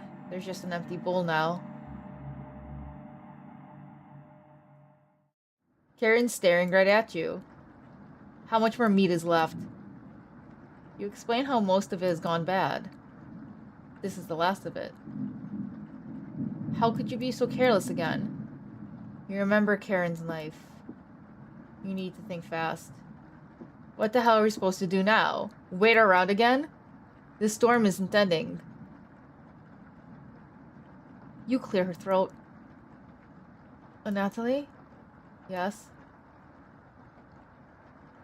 I think tomorrow you should look for Maria. I think you should go tomorrow, little guy. Nobody else can identify edible plants. Please. You can swim back after looking. Gregor is right, Natalie. Maybe you'll find Maria out there. Oh, Jesus Christ. You're right. Maria's still out there. He still hasn't accepted what happened yet. She doesn't need anyone's help, but we need your help, Natalie. That's right, Natalie. Please help us. Let me sleep on it, okay? No problem, little guy. Why can't we kill the redhead next? Like, she has done absolutely nothing. Everyone shuffles to their rooms, reading books and knitting to pass the time. You go to bed ravenous.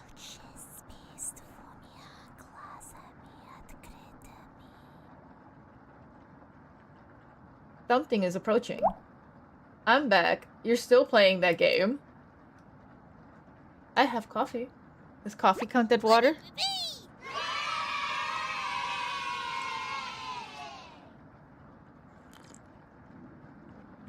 Oh my goodness, thank you for the water redeem. You can drown the mage in this situation. That's rude. Post enough. And yes, I'm still playing. Fuck, dude, I don't know if I want to play. Don't be a crybaby, it's just me, Onion. Not going to be very sweet today. I'm worried about Natalie. He's going to cave to peer pressure. Can you stop him from leaving the cabin? You don't answer, Onion. Please? Don't you trust my advice? You shake your head. Got a fun factoid for you. Did you know that leaving out an unpeeled onion in your room absorbs bacteria? It will prevent colds and ward off viruses. Onion. That was a lie! People actually believe it in the 1500s. How embarrassing. Would you believe that? Ha ha ha ha ha. There's even a doctor in the 1990 who tricked people into thinking it was true. Ha ha ha. Anyways, you know what smells worse than raw onion left in a room? You! It's been a while since your last bath, right? You can't remember. Could smell you before I even came in the room. Yikes. So, can you stop Natalie from leaving? I know he has cabin fever, but this is ridiculous. Natalie can make his own decisions. Please! We don't have another one stalking the hallways. Tapping on the windows. Crying through the radio. You have a sudden urge to scream. Why do you think I've been using the mouse holes to get around? Scared to death that I'll turn and run into her. Don't make me tattle the cabbage about you. She can be as mean as potato if you get on her bad side.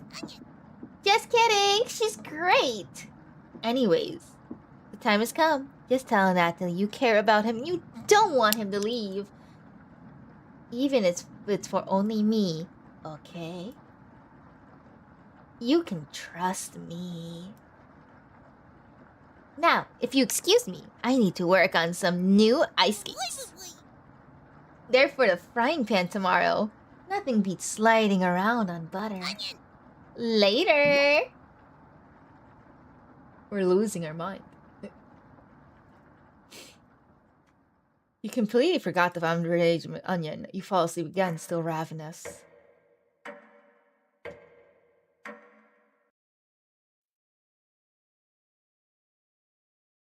You have a strange dream. A fox collecting payment from you. You despise him, so you put 2 dogs at the bottom of the sack and add 6 chickens on top. The fox smiles at you and leaves. At some point on his journey, the fox will eventually open the sack, and the dogs will tear him in half. Filled with such loathing for the fox, you gave him the only things you had for food. A storm rages outside. As the snow piles up, you begin to eat whatever you can find. Pillowcases, candles, leather. One day you wake up and you have nothing left to eat. Absolutely nothing. A few days later, you go mad and leave the cabin, completely ravenous. Trees begin to look like charred meat. You take a cut of one, tearing your gums apart by splinter. Your mouth fills quickly with blood as you wade through the snow. Days later, a deer gallops by. The first creature in the woods, you see your corpse. You wake in a cold sweat. Oh, oh, oh, oh, oh. Oh! Hi, Hamsa, sit there. I thought the game was gonna jump scare me again. Something smells terrible in the living room. Someone puked in a corner. You wipe it up in a rag to save them the embarrassment. Your streams are not banned in my country, finally. My streams were banned in your... That's funny. Wait, why? Is it because I swear too much? That's the first time I heard that my streams were banned in someone's country. Shit. My bad. I had to use a VPN to watch your streams before. This is why I couldn't raid you.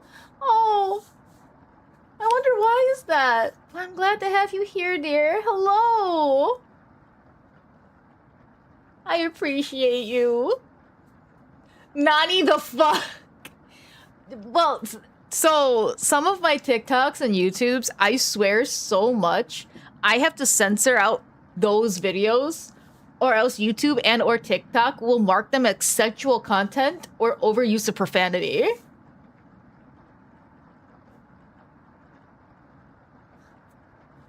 Not so cute now, is it? Good morning. Good morning, little guy. Well, Natalie, what is your decision? I barely slept last night. I could hear her whispers coming from the basement. She keeps telling me to go outside. We don't want to rush you. Well, one of us puked last night. Really? Natalie, my patience is wearing thin. You have 1 hour to make a decision. Why so quickly? Because I'm not waiting any longer. You can see the glint of Karen's knife under her dress. Best to watch out for that knife. Why did we eat her first? Usually YouTube vids or TikTok. Not a Twitch stream. I don't understand how my stuff... Is it because I'm marked 18+? Maybe because I'm marked 18+. I do that on purpose, by the way, to save my ass, mainly. The group disperses. Tension seems to be rising. You have 1 hour to kill. What do you want to do? Kill Karen.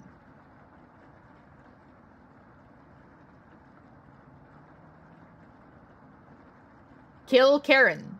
Kill Karen. Can we kill Karen? Hi. Keep this between us. I'm not giving Natalie a choice either way. He's going outside. Do I make myself clear? And Natalie is an adult who can make his own decisions. It's totally understandable. It's not your fault. It's just random Twitch rules that your streams can't be seen in my country. I wonder... I really want to know the rules for that. I am trying to tone down my swearing, but sometimes it's just... In the field I work, sometimes you just gotta use a foul mouth, and it just kind of transfers. The stress just kind of transfer. It's because you're too funny, Maggie. No, it's because I have a whore-ass mouth. Let's be real here. I don't even know what it is. Let's be real here. I have a whore-ass mouth, and I talk about topics that are probably not very suitable or needed in other countries. I need a fucking censor filter. Let's be real here. I can swear less, you fuckhead! once you get used to swear, it's hard to hold back the difficult. Well, so as everyone knows, I work in healthcare. I work in the healthcare field. I work directly in the healthcare field. Thank you, dear. Thank you so much. So, like, if you ever been in a kitchen or like worked in the food service or bartending service, it's the same rules. I used to be also a bartender. I used to be a bartender for 5 years. Moving into healthcare, there's no difference. You still go outside for smoke breaks every like fucking 30 minutes. You still swear like a goddamn fucking sailor. You still like threaten people halfway across the room. Instead of throwing a knife, you threaten to throw a needle. It's just how the work culture and environment is. Everyone be like, oh, but healthcare is so refined. Have you seen a nurse on their third energy drink staring at their patient, swearing to another nurse on the other end of the hall, but in a different language? Mostly Tagalog, because let's face it, either nurses are black, Hispanic, or Tagalog, or Filipino, all right? And most of those nurses are Filipino. Like, we're cut from the cloth being in Filipino. We're cutting the cloth to be in the healthcare service. Either that or post office. Like, that stereotype, it's not a stereotype. That is fucking fact. It just stays with you. In those high-stress workplaces, swearing does not leave.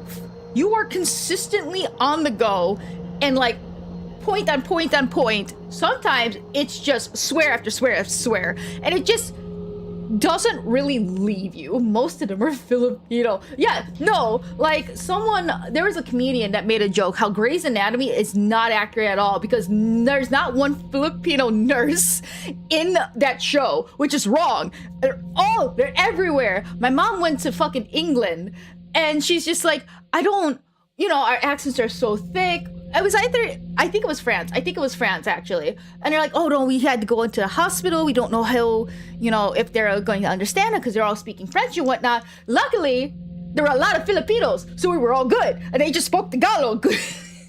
They're everywhere. We're everywhere. My cousins are nurses. They're in Dubai. I have another cousin in London, another cousin in Italy, all nurses. And I didn't go far from the cloth. I'm a pharmacy technician. In a hospital. Like, we don't go far from the healthcare field. It's just the nature of the work environment. That's why I swear so much. Everyone fucking swears. Everyone is threatening. You think, oh, but nurses are so nice. They will take over the world. I don't know about that one, Chief, but we definitely took over healthcare. Indians and Filipinos definitely took over healthcare. Best people you'll ever meet. But my God, you pissed one of them off. They know 8 ways to Sunday to fuck you over and make you mildly ill. So, like, I try to cool down my swearing, but it just doesn't happen. It's just not happening. Because I'm guarantee you, within the hour that I gotta get my ass off to work, I'm gonna be swearing up a storm. Again, because guess where I'm at? I'm in the operation rooms. I get to see human soup today. I'm doing the anesthesia stuff. I guarantee you I will be swearing. I guarantee you I'll be looking for our fucking supplies that we're low on and trying to scourge around just so all the anesthesia rooms are well taken care of for the surgeries that go on today. On top of covering the IV room. It's just a work environment. Even here where I work, there are Filipinos. Look, we're very colorful people. I can just see Beige going, bro, I don't know if anyone was here or I remember last night. I got alcohol in my eye. The string of curse words that came out when I was cleaning that hood, getting ready to prepare for the IV bags and the sodium bicarbonate bags. I had to leave the IV room swearing to whatever fucking deity heard me that told me, fuck physics, go under your glasses into your eye. It's not even just my left eye, no, but my left eye still stings from the alcohol. It's both eyes. I got it in both eyes. Oh, talking about my work, today I didn't have to work. I envy you. But not because I took the day off, but because it was a what?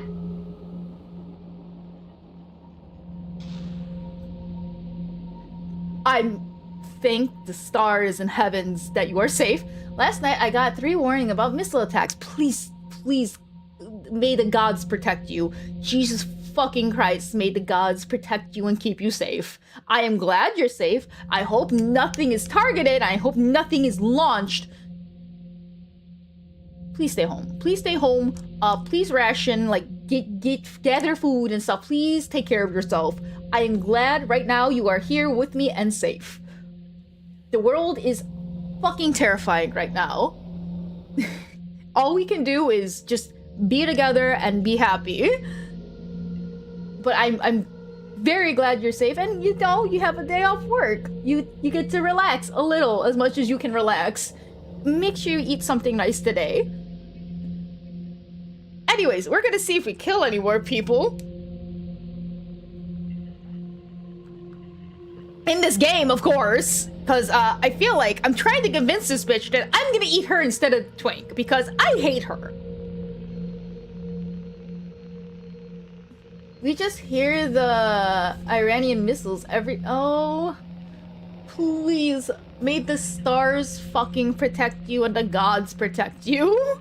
May the stars and the gods protect everybody. I think she heard you. I think she heard me too. I'm trying to eat this bitch. You remember Karen has a knife hidden on her. He doesn't get a choice on this anymore.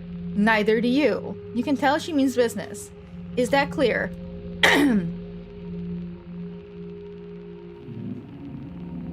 Absolute good. Karen will remember that. When the time comes, you just need to shut your mouth and not say anything. Understood? No talking. This is an easy request. You nod. Excellent. Get everyone together for a meeting. Let's get him to leave. Call everyone to discuss the next step. Oh, lordy. Last week I could barely have 4 hours sleep in the weekday because I get jump scared by the warning alarms. Oh, I will say a prayer for you. I will light a candle for your safety. I will light a candle for everybody's safety. I hope everyone stays safe and healthy. What's going on in the world is absolutely terrifying, and I just pray for everyone's health and safety, and for prices to go down so that we can live comfortably once again, because the gas prices keep soaring, and eventually it will affect not only fuel and travel, but food also. So hopefully everything will just calm down and everything will be livable again. And I hope for everyone's safety and health. Anyways, back to the game. Thank you so much. I'm safe so far. The war is going too long and we're losing feelings about it and making jokes about it too. I think everyone is at the point with war after war after war and the prices going up that it is completely pointless at this point. But we are not in the position to make these decisions. And all we can do is be positive and support one another as best as we can. And keep each other's hopes up. And may the powers that be eventually solve their differences and bring back, you know, a form of stability again. So let's just be a source of each other's positivity and hope. And that's, you know, that's the best humans can do. Us humans, we have the ability to generate hope and imagination. So let's just keep that and keep to our own little worlds until our actual world is, you know, back to a semblance of normal. I literally said Iran is getting attacked from the US and return their taxes every country around except for US itself. But it's a good for. Ace, I'm gonna throw you. Bro, your Valorant aim can't be any worse than my Valorant aim. I can't play Valorant. It is a good song, but still, I'm gonna throw you. I'll take you up on that. My Valorant aim is absolutely god-awful. Hi, Mitch. Just how are you enjoying this wholesome cooking game? Hi, Niji dear. No, I'm not. I'm trying to kill the redhead, but this game is preventing me from killing and eating the useless redhead. All right? Normally, I am all for redheads, but this bitch will not die, and the game will not let me select the useless bitch. Look, look, look. I'll reinstall Valo. We'll see who has the worst aim. And Natalie, are you okay, little guy? And Natalie looks pale. Why would he be okay? He's being fucking sacrificed. And Natalie looks pale. He looks like he's going to pass out. And Natalie, have you made a decision? Yes. My voice acting has left the room, by the way. I'm not voice acting. I'll help all you out. I promise. Thank you, Natalie. Big tears roll down Gregor's cheek. I'll miss you, big guy. I'll miss you too, little guy. I want to kill this bitch! Thank you, Natalie. I know this wasn't easy, but it's the best for us.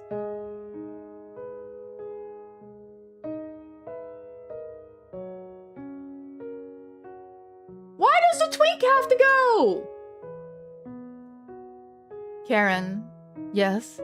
Gregor looks at you expectantly. Did you want to say anything, Natalie? You say nothing. Goodbye, Natalie. Goodbye, everybody. Good luck, little guy. I want to kill the redhead! Natalie has left the cabin. See you soon, little guy. I guess all we can do is wait. Good night. I hate her. I hate her so much. Karen goes to the bedroom to sleep. I didn't tell him the truth. Gregor's getting choked. I didn't tell him. Missing him already. Do not kill the redhead. Leave my people alone. She's a bitch! Mage is trying to kill her own. Just the redhead! Alright? Just her! She's so useless! He curls up on the couch tonight, turning his back to you. Are you admitting a lot of redheads are useless? You shut your eyes, quickly falling asleep. You hear scraping on the floor. Why do you sound like that? Found you. Ha ha ha. You explain how this isn't good, this is a good time right now. This is no laughing matter. I'm worried about Gregor. He's as tall as a tree and as dumb as a brick. What is the root of that? Ha ha ha. Another cornbread classic. I hate this thing. Yes, and mostly annoying bitches. Why? Be nice. You are being very unpopular right now. That's a tree reference. Get it?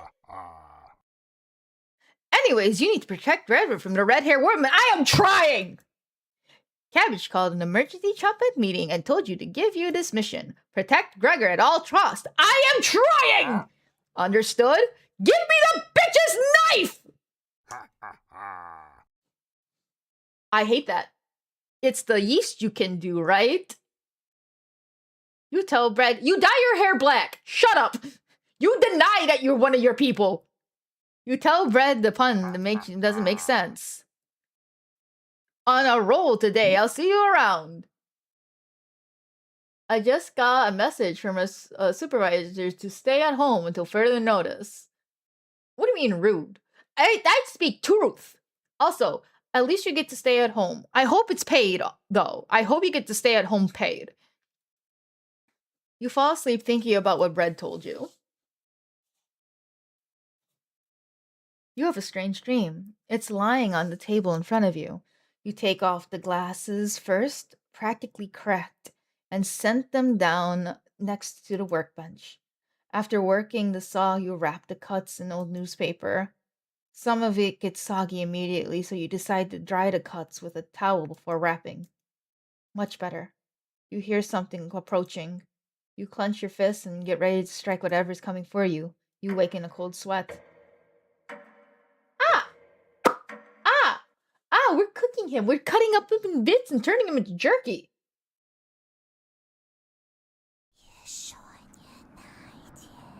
You awake in a completely different place. Did you sleepwalk or... You found some meat. Everybody's still asleep. This would be a nice surprise after yesterday's events. You decide to surprise everyone with breakfast. You start by cutting each slice fairly thin. You brown each side in the oven, releasing a unique smell into the air. Karen runs to the kitchen. What is that smell? Give it to me, now! You don't argue. Karen grabs a cutlet, burning her hands before bringing it to her mouth. Ugh! He hungrily devours it, barely chewing. She grabs another cutlet off the plate and eats it. You thought she was concerned with rationing. Gregor wakes up from the couch and heads to the kitchen. Oh god. Already? Gregor looks conflicted, but he succumbs to the hunger. They always do. Gregor eats the food in a few bites, grabbing more with his hands. Tears start streaming down his face, but he doesn't want to make a sound. You join them quickly, consuming the meat on the table. I can think straight again. We'll be out of here in no time. No need to ration. Karen is sounding more determined than before. I'm going to lie down on the couch to try to keep this food down. Gregor crawls to the couch, turning his back to you. Karen leans in closer to whisper, I'm glad Maria and Athalie are gone. They were stopping us from bonding properly.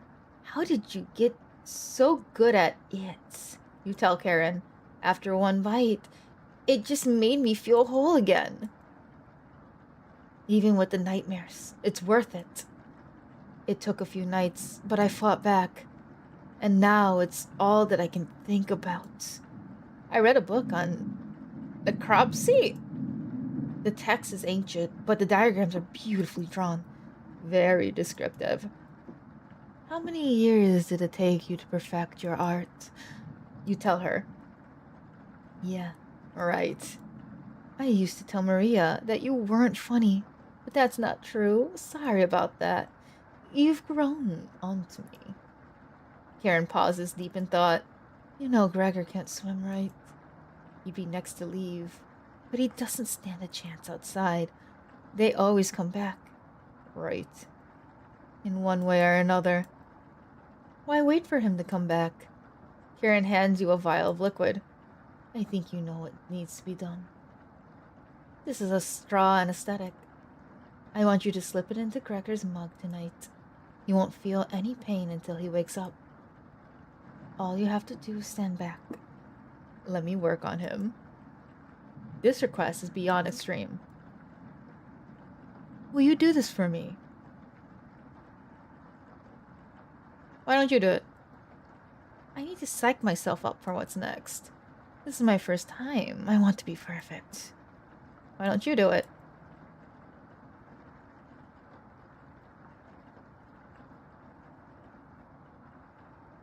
No. Fine. Save that for a rainy day. I have everything set up by the couch. You don't have to watch. The restraint should be easy to apply myself. Gregor's strength is a farce. Gregor? Hi. Hey, Karen. What are you doing? Untie me! Oh my god. This will be over soon, Gregor.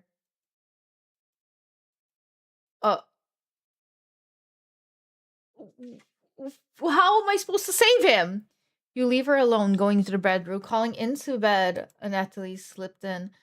You fall asleep almost instantly.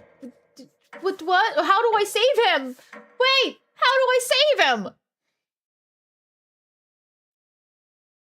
You have a strange dream.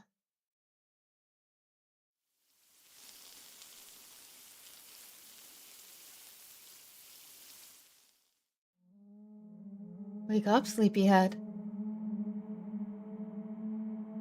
Ah! Out of my bed! I hate you! You're having a nightmare. Thank you for letting me practice last night. I think I did a great job. Made us some breakfast this morning to celebrate. Breakfast with what? That's a surprise. I want to get out of my bed! Gregor's already finished. His. Took a few hours though. Come on, let's eat. You get out of bed and head to the living room. I see the door. No! Why? He's a little weak from the blood loss. But don't worry. Bandages is up like a field medic. What is it, Gregor? Where are my If you spent as much time reading books as chopping wood, you have noticed the pages I was bookmarking in the narcolepsy book. What are you talking about? Do I have to spell it out for you? You're useless. You can't swim. How could you help us if you immediately drown? What? I put some of your limbs away for safekeeping. The legs was pretty tasty earlier. Gregor goes pale. How's that for a big breakfast? Gregor looks at you. Don't even think about crawling away. If you leave this couch, I'll end you. We'll eat your fresh arms when everything else is gone. Let me start cooking some more of your leg. I'll leave you two alone to chat. This has gone too far. Hey, all I wanted to do is keep everyone alive and together, but I failed.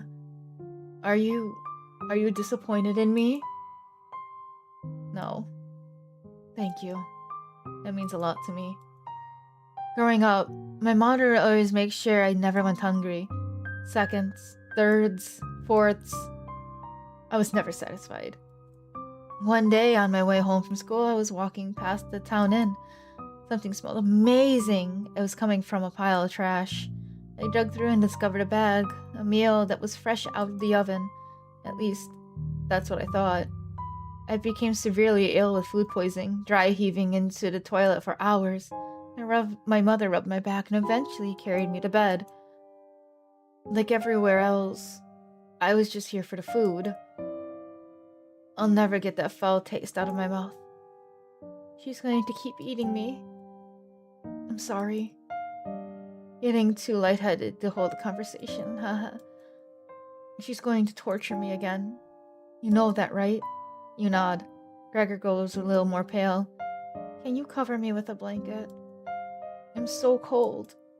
This cabin, everything about it chills me to the bones. Please, consider it my dying wish. Thank you. I wanted to keep him alive! Much warmer now.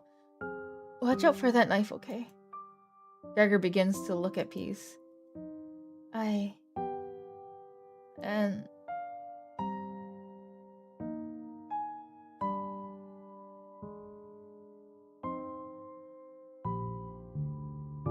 wanted to keep him alive! Hi, Yudi dear! You watch the last of Gregor's air escape his lungs. What the hell do you think you're doing? You tell Karen that Gregor gave up.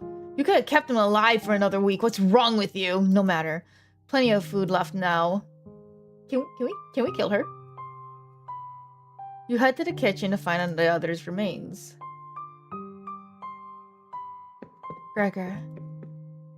You look at the pile of dishes and your mind starts to wander. Let's play hide and seek. There's 5 of us to find. Can you find all of us? The red-haired woman should know where the basement key is. And I bet one of us is hiding down there. She's whittling something in her rocking chair right now, so watch out for that knife. Probably best to avoid the knife. Wait. Isn't that your knife? Why did you let her have it? You shrug. As the leader of the Chompettes, it's important that you find all of us. So please, don't forget any of us. Good luck.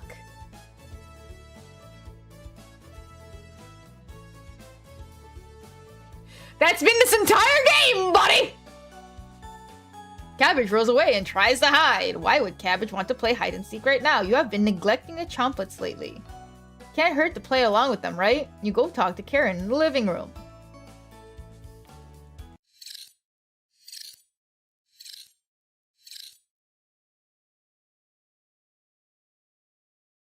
Bitch!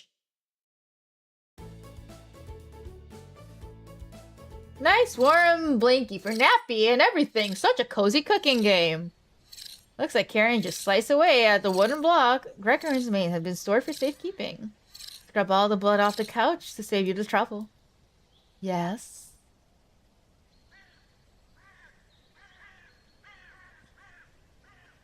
Have you seen a basement key? Was it in the kitchen? You can't remember. I haven't seen the key. Maybe one of the trumpets can help you find it in the kitchen. You decide to go look for it. Yeah, I just thought I'd straight up ask her. Thankfully, there's not too many places for Cabbage to hide. Where do you want to check first? In the cupboard, you open up a few drawers. They're empty. It must be filled with dishes that are piling up. Yikes. The wood pile. There's nothing but cobwebs. Thankfully, no spiders. The cauldron. You hear something rustling around. Found her! Hi, Yogo! Ah, you found me! Well done! As the leader of the Chompette, getting through those mouse holes is a chore. Can't find any Chompettes to push me through. Will you help me out, right? Cabbage has joined the party. 4 Chompettes to go. What's next, Cabbage? Glad you asked. Keep it up. You'll be #1 Chompette in no time. You asked Cabbage about the basement key. Did you forget again? It's right next to that nasty oven. But there's nothing but a big pile of ash in there. You found a basement key. There it is. This is an odd game. Oh, let me tell you. I just got another warning. It was so loud. Please, you are making me anxious. That's to the room where we found Potato. Check behind the cauldron for another one. You got a basement entrance key. Let's go find Onion. He's hiding in the bedroom. She's making hide and seek far too easy. Chompette! Find Onion! Cabbage rolls down the hallway. Please stay safe. Explore the bedroom. Are we nearing the end of this game? Already? Found him! Don't be a crybaby. It's just me, Onion. Today, I'm feeling sweet as a sugar cane. Honest. Wow. Did you eat something gross? One of those endings, yeah. It has multiple endings. Your breath stinks. Drenched head to toe in sweat, too. Could smell you coming a mile away. Gross! Did the redhead woman scare you or something? You tell Onion everything that happened. Whoa! Sounds like I missed some messed up stuff. You get a pass. I'm sorry to hear about Maria and Gregor. But yikes! 3 people dead in less than a month? Not as bad as 5 in one night, though, right?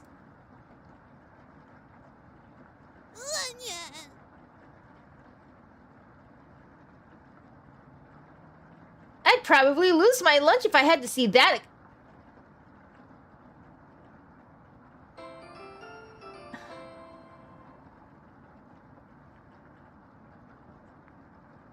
This was Ace's recommendation. Hello. Glad to have you join us, Onion. No problem, Cabbage. I think I heard Bread making noise in the living room. You know how loud he can get. Bread? The one and only. Chompette! Let's move out. Of course it was Ace's recommendation. 3 Chompettes left.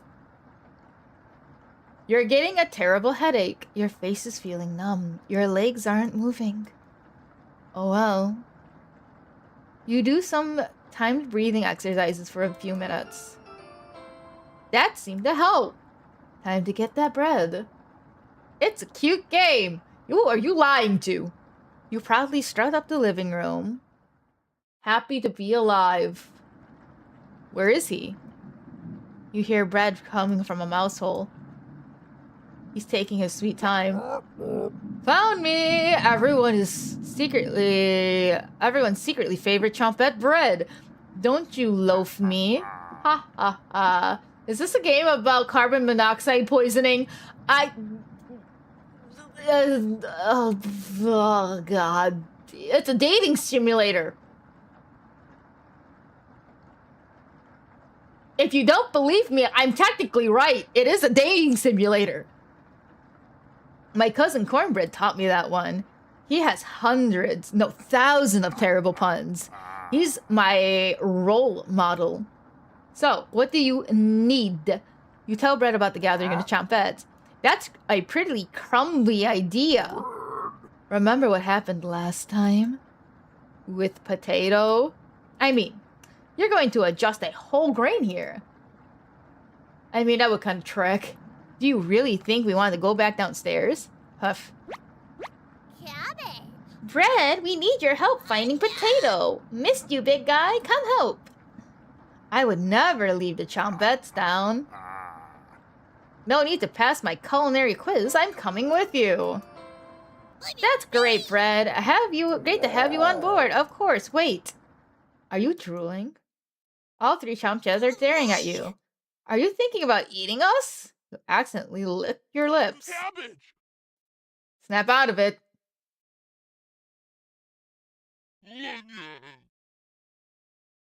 You already ate. We're no good for that.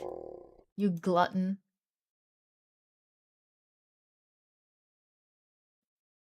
Did they pass out?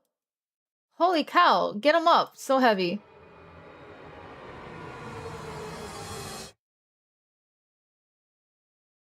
You stumble to your feet. Let's go find Raspberry and never speak of this again. I think I heard her over in the basement door. Perfect. Chompettes! Mosey out! Starvey because food are friends. You have 3 of the Chompettes. 2 more to go. Your head feels like it's going to crack open. Your hands have gone completely numb. This one is lasting longer than the others. You focus on wiggling your toes for a minute. You didn't pass out cold on the floor. 2 more to go. Where is she? You feel a chill run up your spine. Goosebumps all over your body. She's here. Everything turns silent. You can almost hear her breathing. Raspberry? You can't sneak up on me. Don't ever try that again. Surprise! You found Raspberry! Oh, wow! It's very nice to see you, Cabbage. We wouldn't leave you behind, Raspberry. Honest. You need your help finding Potato. Our combined chop-deck detective skills says that she's in the basement. Oh yeah? Let's find Potato and get out of here. Raspberry had joined the party. 1 more to go. Don't worry, the basement is already unlocked. Oh crap, the redhead woman is coming over here. Chompettes, let's hide out. All 4 Chompettes briefly escape. You pretend to be studying the basement door. You hear Karen creeping up behind you. Bitch! Bro, what is the story of this game? Cannibalism! Found you. You can see the knife from the corner of Karen's dress. I don't know if I can wait any longer. Show me where you've been hiding the meat. Let's tear them apart piece by piece. Just like Gregor. Karen looks like she's ready to bury a knife in you. What do you do?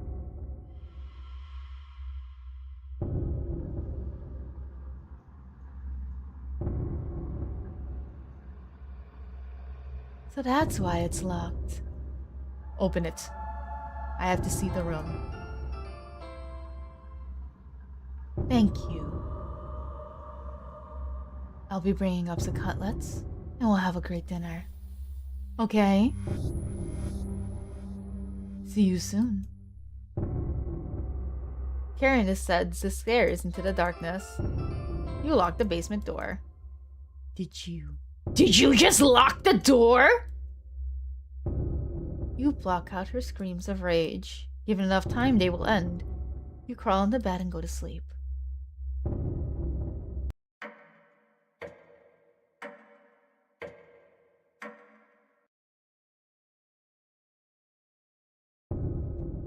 You slept in today. The pounding has completely stopped.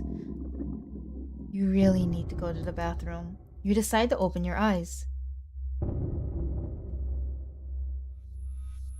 You must have slept walking in the bathroom last night. The glow of the candle is oddly comforting. Jesus fucking Christ. Oshi pillow, please. The candle blew out. And the door is locked. You find a flashlight in the corner of the bathroom and turn it on. You're in the dark, but you're not alone. Click on the objects around you in the bathroom to get more information and the hidden clues. You are still stuck. Just wait a bit to see the glint of the object and inspect the bathroom. Just move around your cursor to search the room. Cabbage. Hello. Hello! Are you locked in the bathroom again? You tell her about the candle being blown out. Ha ha ha! Maybe you just need to try and wiggle a little bit. Sometimes the simplest methods is the best one. Excuse me, we need to conduct the next secret trumpet later. You managed to escape.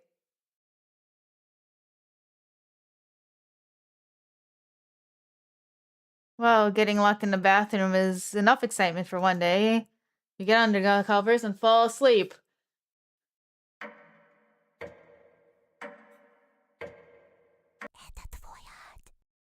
Wake up, sleepyhead. Oh no.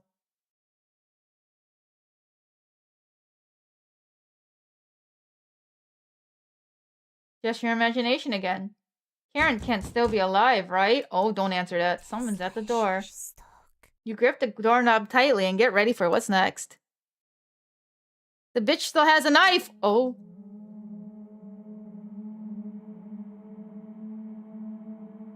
That can't be the real Gregor. You're determined the haunt is officially began. Events like this area are rare. Creating vengeful spirits is difficult. In this state, they'll try giving you a heart attack, push you down a flight of stairs, or cause you to wander into early demise. The rain has stopped. You decide to go look out the window. Oh shit, what the fuck? The flood of water is completely gone. Karen would be excited to see this. Shame she's rotting in the basement. No good reason to leave the cabin. Plenty of food here now. Oh, I would like to leave. You've been busy, you forgot to eat. You head to the kitchen for a snack. Karen's hiding spot was too obvious to grab some meat from behind the woodpile. You take a few bites of it. You lost more of your humanity. Not fresh enough. Oh well. You decide to crawl back into bed and get a little extra sleep.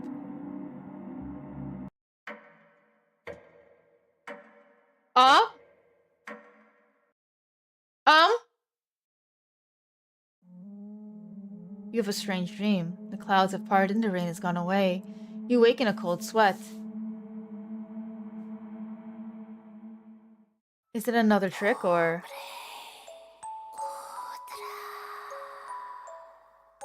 Good morning. She's still sticking around. You heard the kitchen to get to breakfast.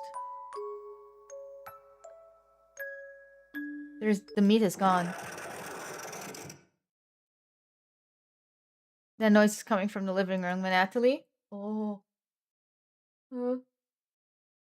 Nobody's here. Some deep scratches are dug into the wood of the couch. Something is approaching. I'm not looking. What's making that noise? I'm hiding behind a pillow. It sounded like there's something coming from the basement door. You go over to invest. I'm hiding behind a pillow. I'm just so everyone knows why my model looks so weird. I'm hiding behind a pillow. The cold wind is blowing through the hole in the door. You get goosebumps all over your arm. Is this a... What happened? No, don't raid into me. I'm hiding. Oh no, hi raiders. Hi. Hello. I don't want to click the next button. Hi everybody. I am the Mad Mage March Hare. I'm currently terrified right now. Thank you for the raid, Kuya. You missed the face. I don't care. I missed the face. You wake in a cold sweat. Don't jump scare me, please. Don't jump scare me, please. Don't jump scare me, please. A perfect timer. I am terrified. It's raining again. They're taunting you with dreams of a sunny day. You get out of bed in the living room. We're playing Cooking Companions, guys. I never raided you. Decided to end so early to raid you. I don't know how much more of this game is left. Everyone's dead. We've eaten everybody and we locked the red bitch into the basement. But I hope everyone had a fun time watching Kuya. Make sure you stretch, get up, touch your toes, get some water, get some food. If you decided to ready to run, I completely understand. This game is This wonderful, cute game. Oh my god. I'm hiding behind my pillow. The couch still smells like Gregor's sweat. Should you have stopped her? You already did. The couch is still comfortable, even after Gregor's imprinted on it. You decide to take a nap, which quickly turns into a sleep. You must have woken up too early. Today, the cabin living room is pitch black. You pick up the flashlight near the dark. Oh! Oh, hi, buddy! Natalie?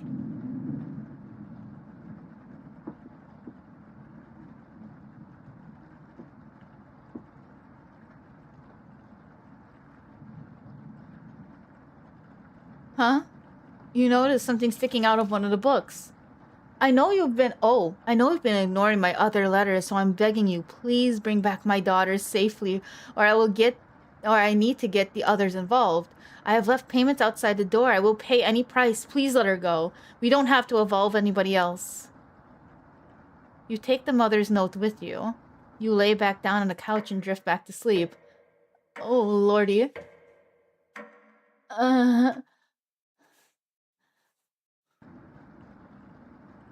I'm hiding behind the pillow.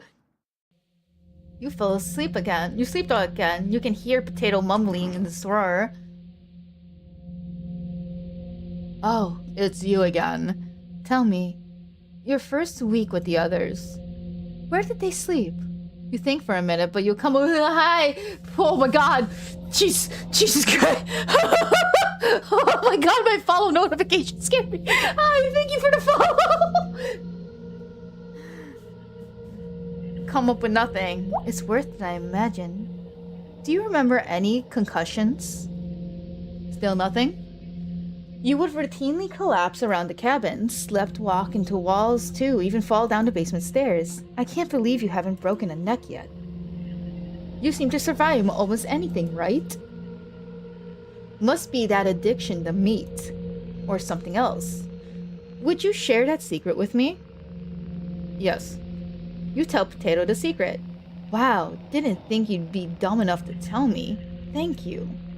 You instantly regret telling Potato. Do you think Karen is still alive downstairs? She'll be much stronger since the last time you saw her. She's been eating them. Probably finding something useful down there too. When was the last time you've eaten? Ha ha ha. It's time to take it back from her. Go downstairs. Put an end to this. Not for them. For me. You head to the basement door. Jesus fucking no! No! Leave the bitch down there! It's been enough days, right? You open the door and prepare for the worst. Oh my fucking god, please. It's just a staircase. Nothing to be scared about. You decide to go into the basement. Nothing to be scared of. Thanks, game. Thank you for that achievement. So nice of an achievement. You begin your descent. Something is approaching. Oh, no. No, I'm not looking. I'm not looking. I'm not looking. No. Lauren, pillow, protect me. God damn it, I have to click. Can you hear me? I've been down here this entire time. It's good to see you again. There's plenty of bread down here. Why aren't you saying anything? And Natalie's down here. Come have some bread with us. They always try things like this. You're not falling for this one. Why aren't you listening to me? There's bread down here. Loaves of it. Fine. Down here. Beware of Karen. She's ill beyond repair. She will rip off the flesh from your bones. We'll speak again. You feel Maria leaving the staircase. You continue to say, why? We could just go upstairs. We could go upstairs. We don't have to go down here. Game. This is not what I want. Please, just go upstairs. Eventually, the human meat will run out. She can't eat anything else except for fucking dirt. We can just be sensible and just leave the cabin. We don't have to do this. All right? Like, hear me out. The rain has stopped. We can go get food. We can go hunt the deer and be a normal person. We can go find a town. We can leave the bitch here and rot. We don't have to face her. We don't have to be the brave hero and face our fucking fears or face our sins. We can leave. I'm not meant for horror movies. Just so everyone, I'm not meant for horror movies. The minute I go, this is some spooky shit, I'm out. Frame one, get out. No, we're not doing this. I am not built for this shit. The walls, they're a mix of dirt and soot. Fuck. Something is approaching Lauren Pillow. Wow. Mr. Lauren, your face is so squishy. I love your green eyes and red hair. I love this. Oh, look, he is so squishy. Oh my fucking god, it's still going. I'm glad I found you. The rain outside has stopped. Did you hear that knocking behind you? Another trap. Everyone else is upstairs. Maria is worried sick about you. You tell Gregor about speaking with Maria. Guess I can't lie to you, huh? If you won't come upstairs with me, please turn on the lights when you reach the room. I want to see the look on your face when that light bulb turns on. You nod. Thank you. Thanks for letting me lick the bowl clean. We'll meet again soon. Beware of Karen. You feel Gregor leaving the staircase. You descend deeper into the abyss. It's not giving me another option. Hold on, I'm just gonna save the game. Okay. The air pressure is down, feels heavier. You touch your ears. Blood is leaking out. Something is approaching. There's only one more person, or we meet fucking Karen herself. Ooh, look, your face is so squishy. I'm just gonna put my face against yours. Oh yes, soft little kisses. Mwah, mwah, mwah. Oh my god. I don't want to look. Oh, thought you'd be still fending off that glutton Gregor right now. You tell Natalie about meeting Gregor and Maria. Oh.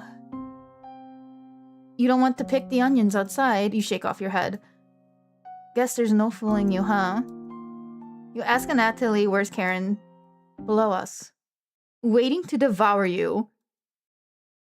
Down here, the whispers have told me about you.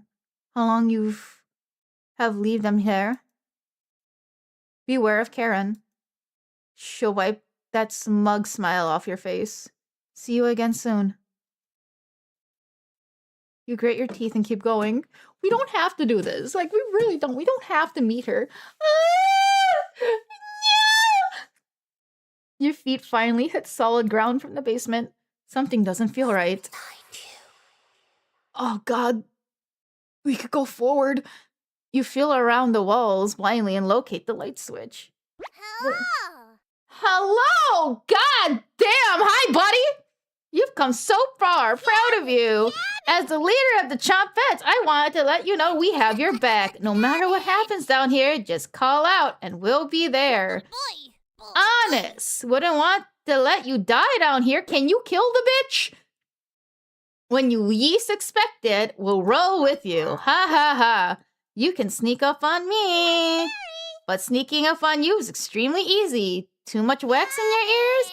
Raspberry, don't get on Raspberry's bad side. Your ears have much dirt in them. They probably could grow potatoes. We'll have to work on those jokes, Potato. Sure. Weren't you hiding in the basement room? I wouldn't miss a killing for the world.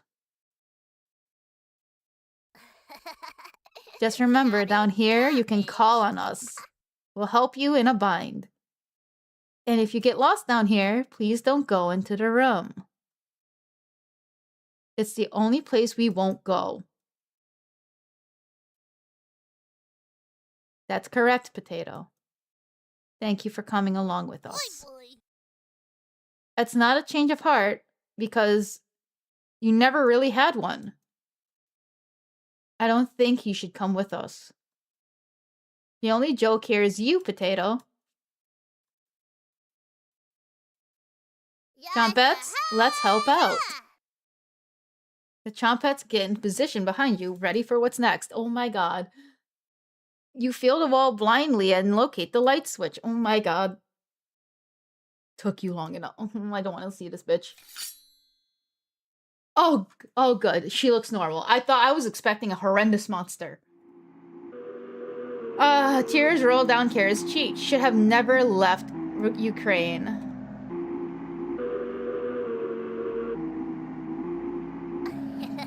Cabbage.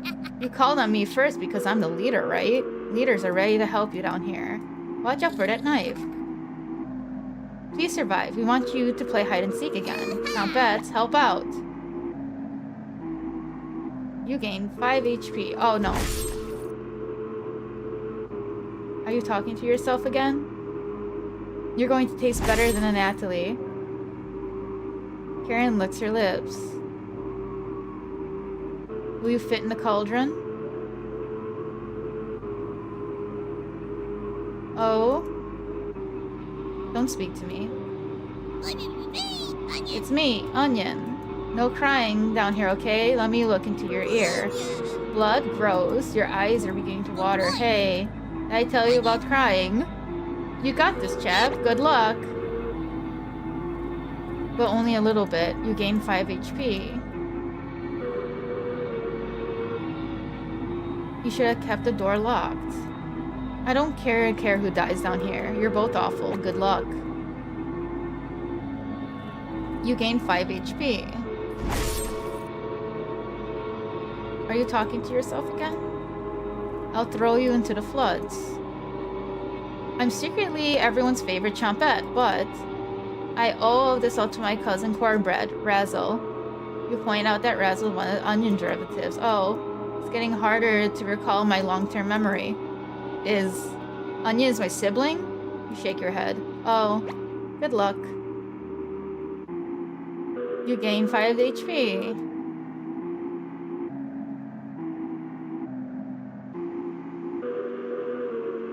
Always Merry, Raspberry Egg is a lie, created by a cabbage.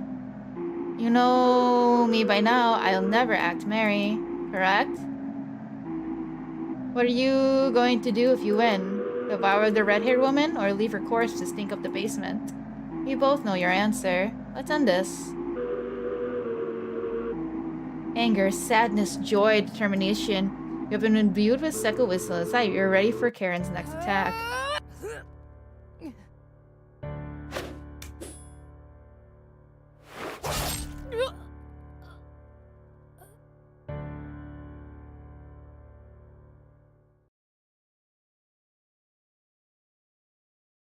Finish one last job. Karen quickly stumbles down the hallway, turning left at the end.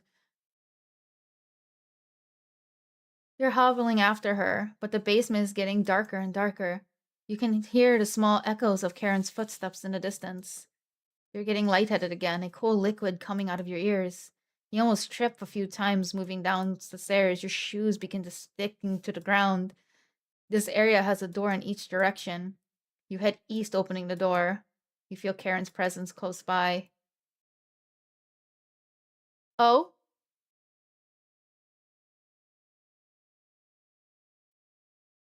Welcome. We've been waiting. Turn on the light. Where's Karen? She's ravenous, completely ravenous, lost in the abyss. She will never escape. Fleeing west did nothing. We traded one tragedy for another. Karen will stop your ambitions. Wretch. Abomination. Horror. Turn on the light. And savor your inhumanity. Turn on the light. Turn on the light. Turn on the light. Reap what you have sown. Maria and Natalie. Gregor. Karen. I won't forget you.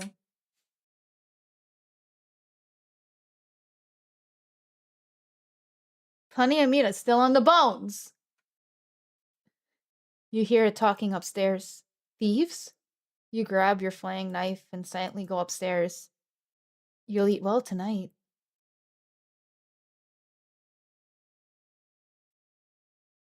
The four look completely shocked at the sight of you. She doesn't look like she has the courage to speak. We've been lost for a few days. Your cabin is the only hut we've seen out here. Can we stay here for a few nights? You clear your throat, ask the question you've been asking thousands of times. Did you come on your own free will, or were you sent? You were technically sent. Natalie. We came on our own free will. The woman looked confident in their answer. They answered incorrectly. You clear your throat again, coughing profusely. You may stay within the cabin until you're ready to leave. The group looks terrified of you, as they should be. Wasn't that a trail steep? Yeah. The group finally returns to normal. It's forced, but they attempt to save face. That walk was brutal, but this cabin is amazing. Full of kitchen and running water. It really is everything. Finally a place. Oh no, this is the beginning of the game.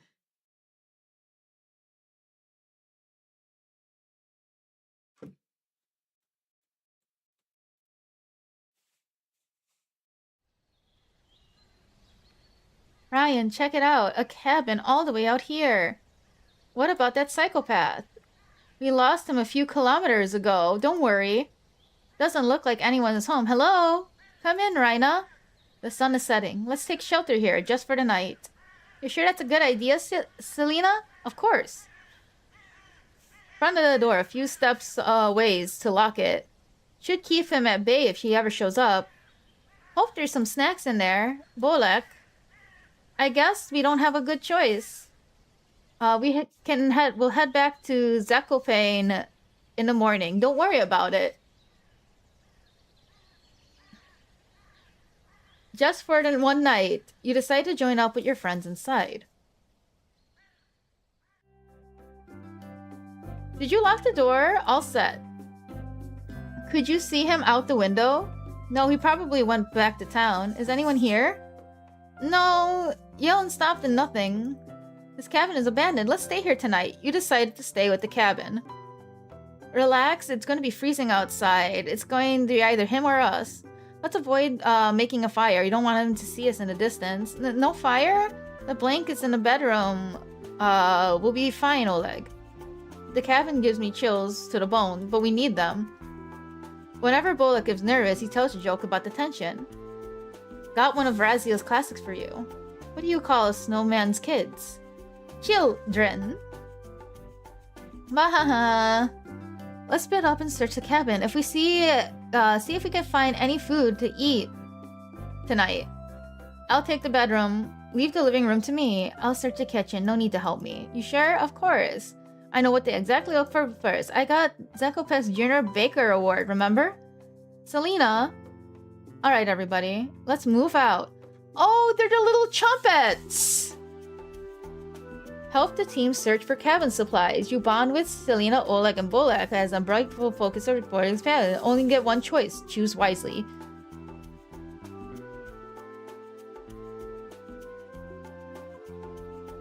Oh, are they the chumpets? Is this who we talk to consistently? Let me help, Selena. Only if you insist. What area do you want to search first? Let's search the countertops. Oh wow, the mortar and pestle got a lot of use out of it. What is that? A cooking tool for herb plants and seeds.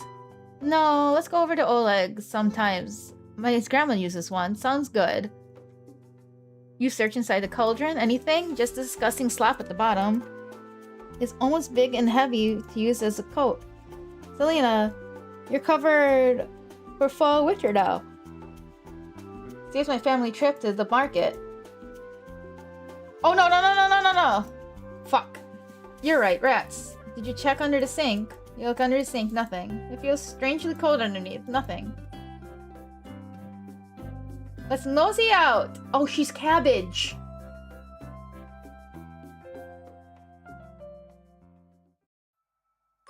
Too much, Reina? You napping? No, just staring at the clouds. Oh yeah? The drowning of Marzana is a few minutes. Let's burn that witch and throw her into the river. I heard you're the one tasked with the burning. You know how to shoot an arrow on that fire, Selena? You can bring the green branches to the village this year. I got that witch. Alright, time to get up and head out to the clouds.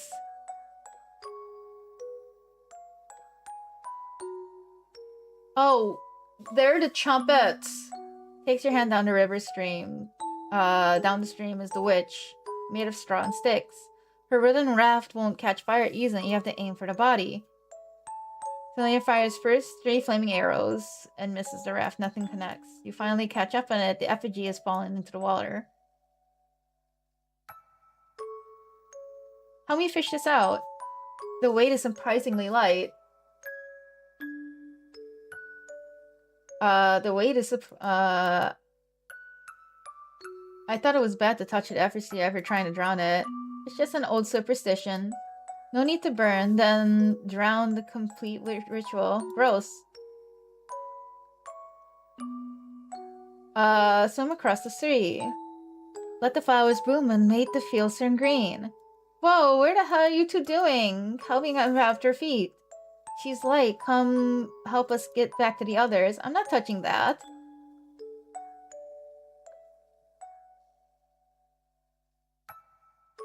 Thankfully, none of the dust caught you messing with the effigy.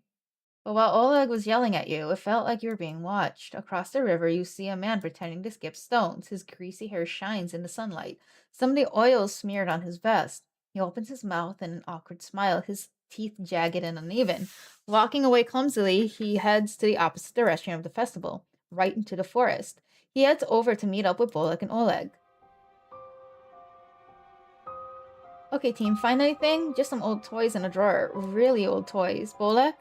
I found this toy boat under the couch. Let me see that. Grandma made a boat for him. Raziel was here. Raziel? The one and only. Could still be alive here. Seeing him again would bring Grandma back from the brink. We have to find him. Agreed. Crew, we need to search the cabin, top and down. Let's find Raziel and bring him back to Zilkopane. You got it. Bolek and Oleg, come with me. Let's look outside. Look around the cabin and try to find clues where Raziel is. That psycho cat could be still outside in the woods. If you hear any of us yell or scream, find us. Okay? Of course, Selena. Thanks, we'll be listening for you as well. We'll be fine. Crew, let's move out. Oh, these are just the Chompets and how the Chompets died.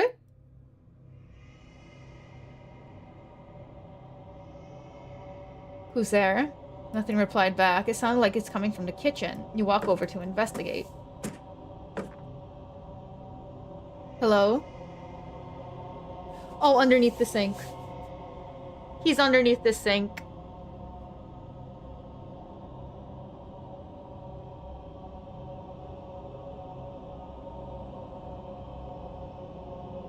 Oh, what is that?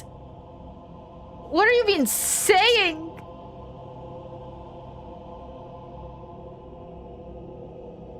Sorry, I don't understand what you're saying. A drawing is pushed out of the cabinet.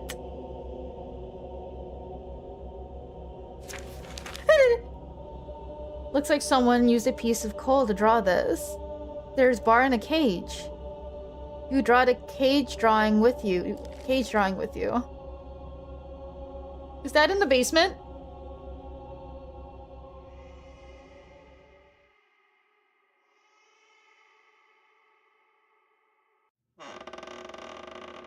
No reply.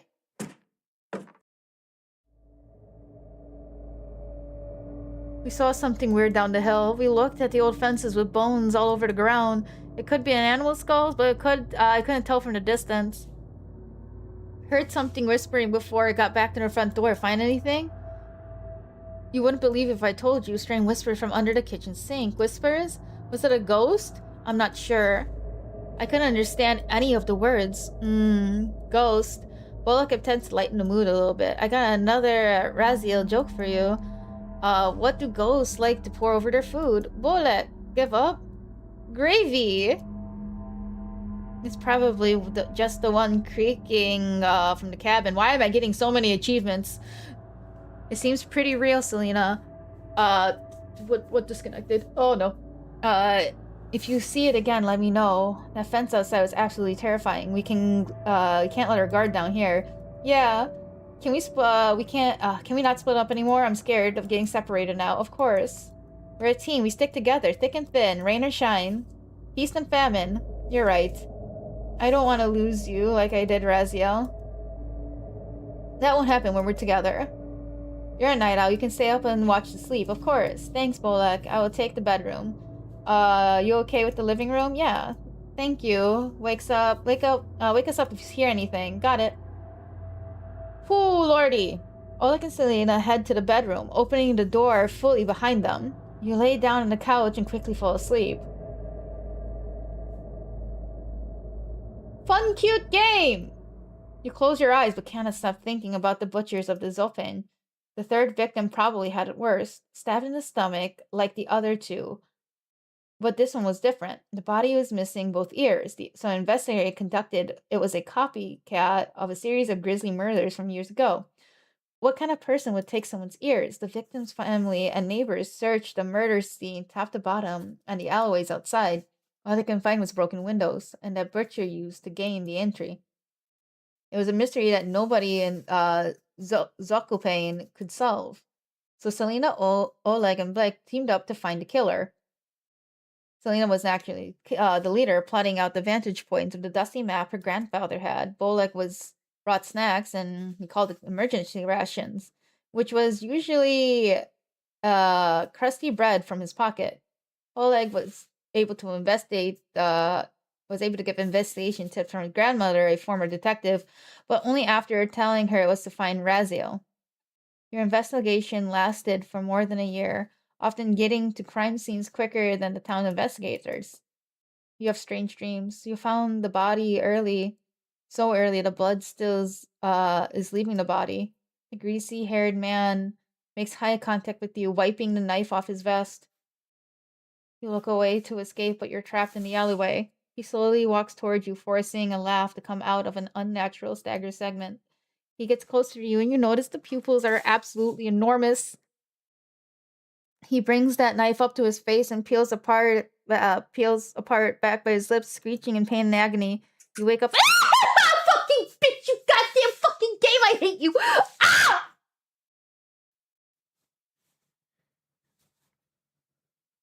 Wake up, everybody! Game? Are you almost done? I have to get ready for work. Bullock, it's like 3 a.m. I heard something outside. It was one of those crows. They never shut up. It's him. Huh? Selena, it's him. What's the plan? Selena makes the group signal, only whispering aloud now. Bullock, Oleg, eyes on the door and windows. If he makes it inside, run out the front and down the stairs. Down the stairs. What if there's a room down there? And we need to manipulate the lights down there. Find a light bulb, pulley, and then when he gets close, turn off the lights.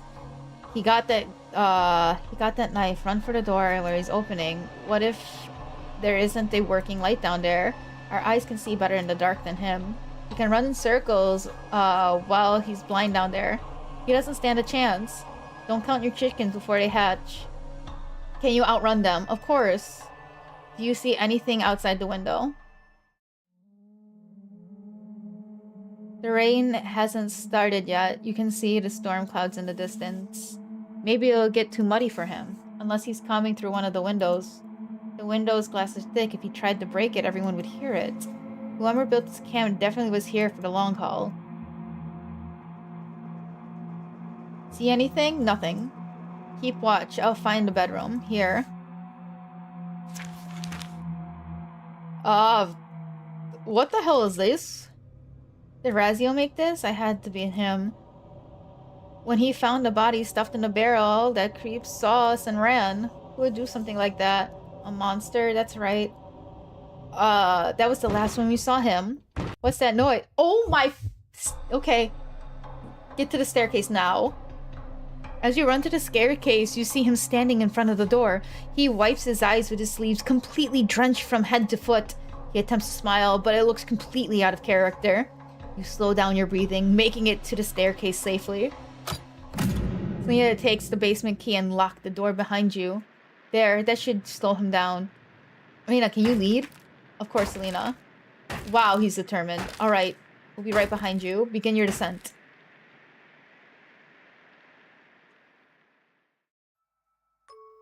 Let's play Ghost in the Graveyard tonight. It's too dark out. What if one of the adults catches us? We're faster than them. Reina, you game to be the ghost first. Why me? Because your eyes can see in the dark and the best. The perfect ghost. Sure, I'll go hide first. Hey Oleg, yeah? You're slower than Bolek with a stomach full of herring last time. Pick up the pace this time. Trust me, it won't happen again. Nobody trusts you, Oleg. Everybody laughs. You hide behind some equipment in the sawmill. It takes the group 2 hours to find you.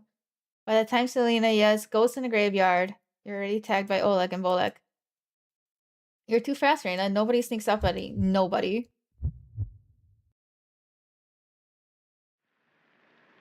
What's going on? Nothing, and just remember something. Bolek and Oleg went out ahead. There's no time to go. We need to go. Snap out of it and begin your descent. He must be searching for the key. What an idiot. He must be furious, causing much damage. You find a light switch down there, yes. In position, we'll be right down there.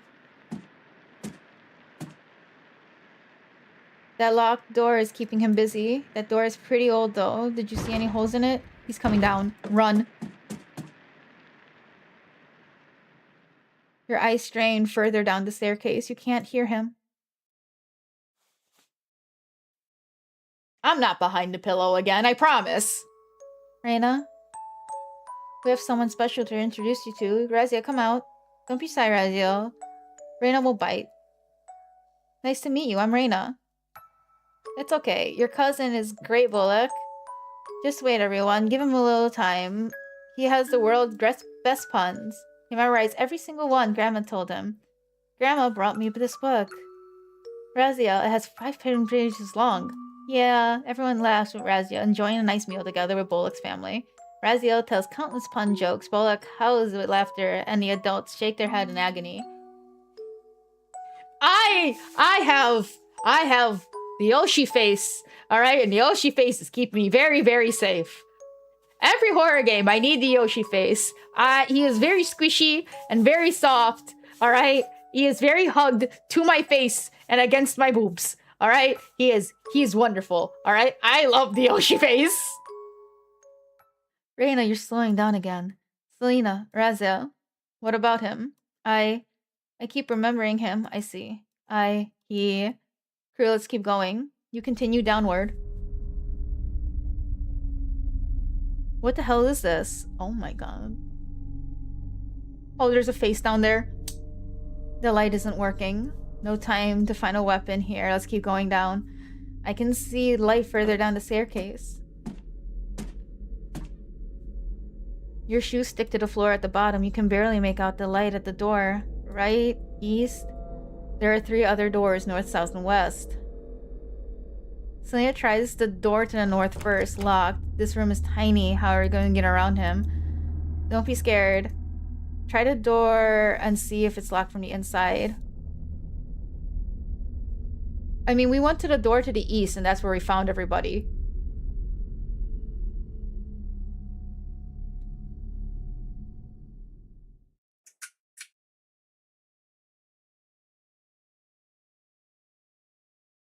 Oh god. You left the knives upstairs.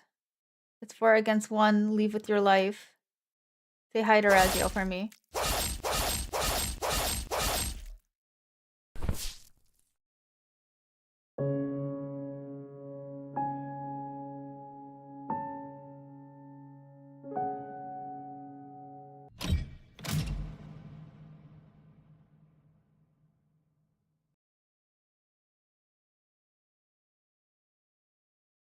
Did I get the bad ending?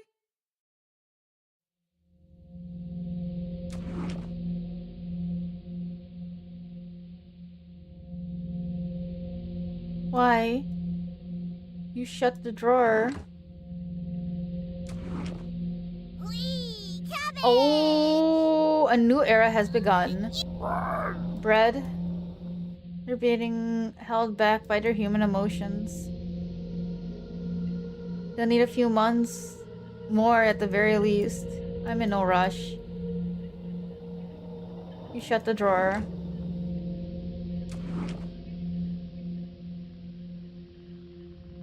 I'd like to explore the cabin, see where those whispers are coming from. Can I leave the drawer? Thank you. I want to come with Raspberry. I'm going nowhere with you. Poor Raspberry.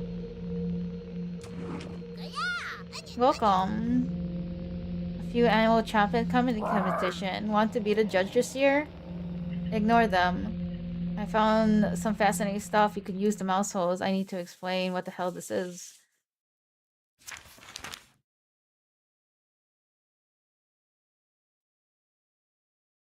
Were you fattening him up?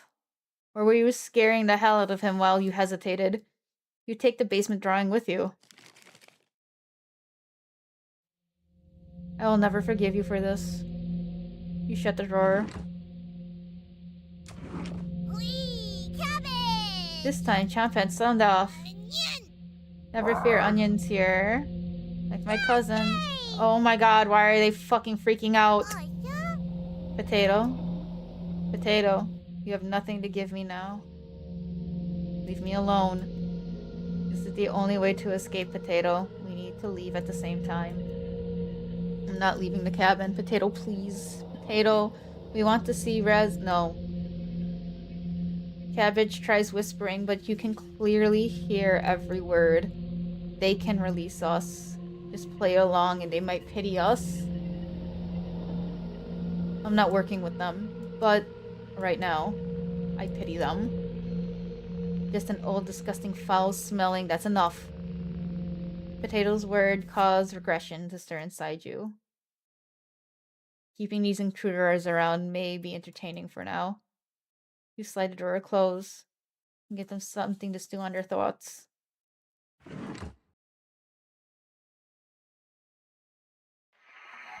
Oh!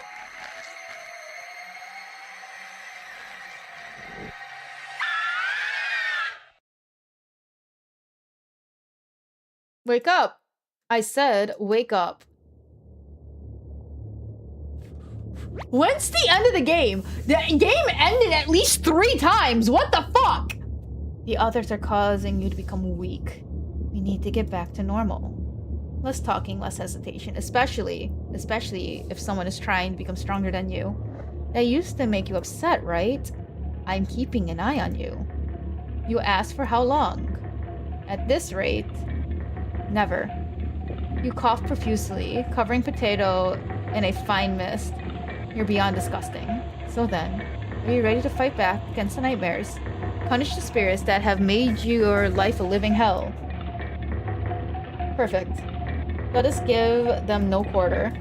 Close your eyes again, and let's begin to traverse into the abyss. Relax your muscles, getting ready for what's next. How much more is there to this game? It ended like 3 times! Welcome to Nightmare Mode. If you survive, you'll gain some additional insight to the world of cooking companions, as well as unlocking New Game Plus and a Chompants only event. This mode is mostly just a joke. Don't take it seriously. From the main menu, you can select New Game Mode and immediately jump into this mode and other ones. If you make it to the end, you'll unlock Chompets cabin courses, the Chompets only event free of humans. For the true cooking companion experience, this mode should be played in a pitch-black room with headphones. We're not doing that. This mode isn't for the faint of heart. The scares are amplified here. Let's not do that. This is your final warning. You'll probably get startled. If you still need to max out relationships, don't worry. You'll get the opportunities to do so in New Game Plus. You should really make a manual save right now. Don't hesitate.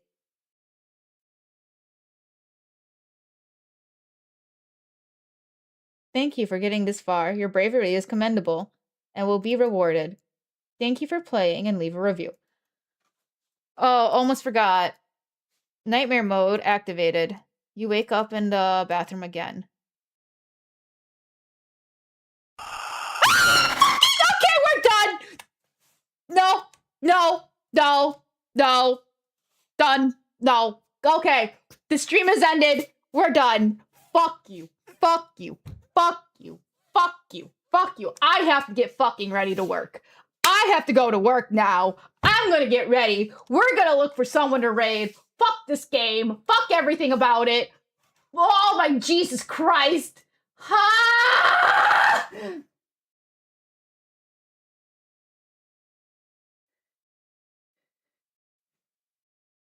My throat is in my fucking my heart is in my throat.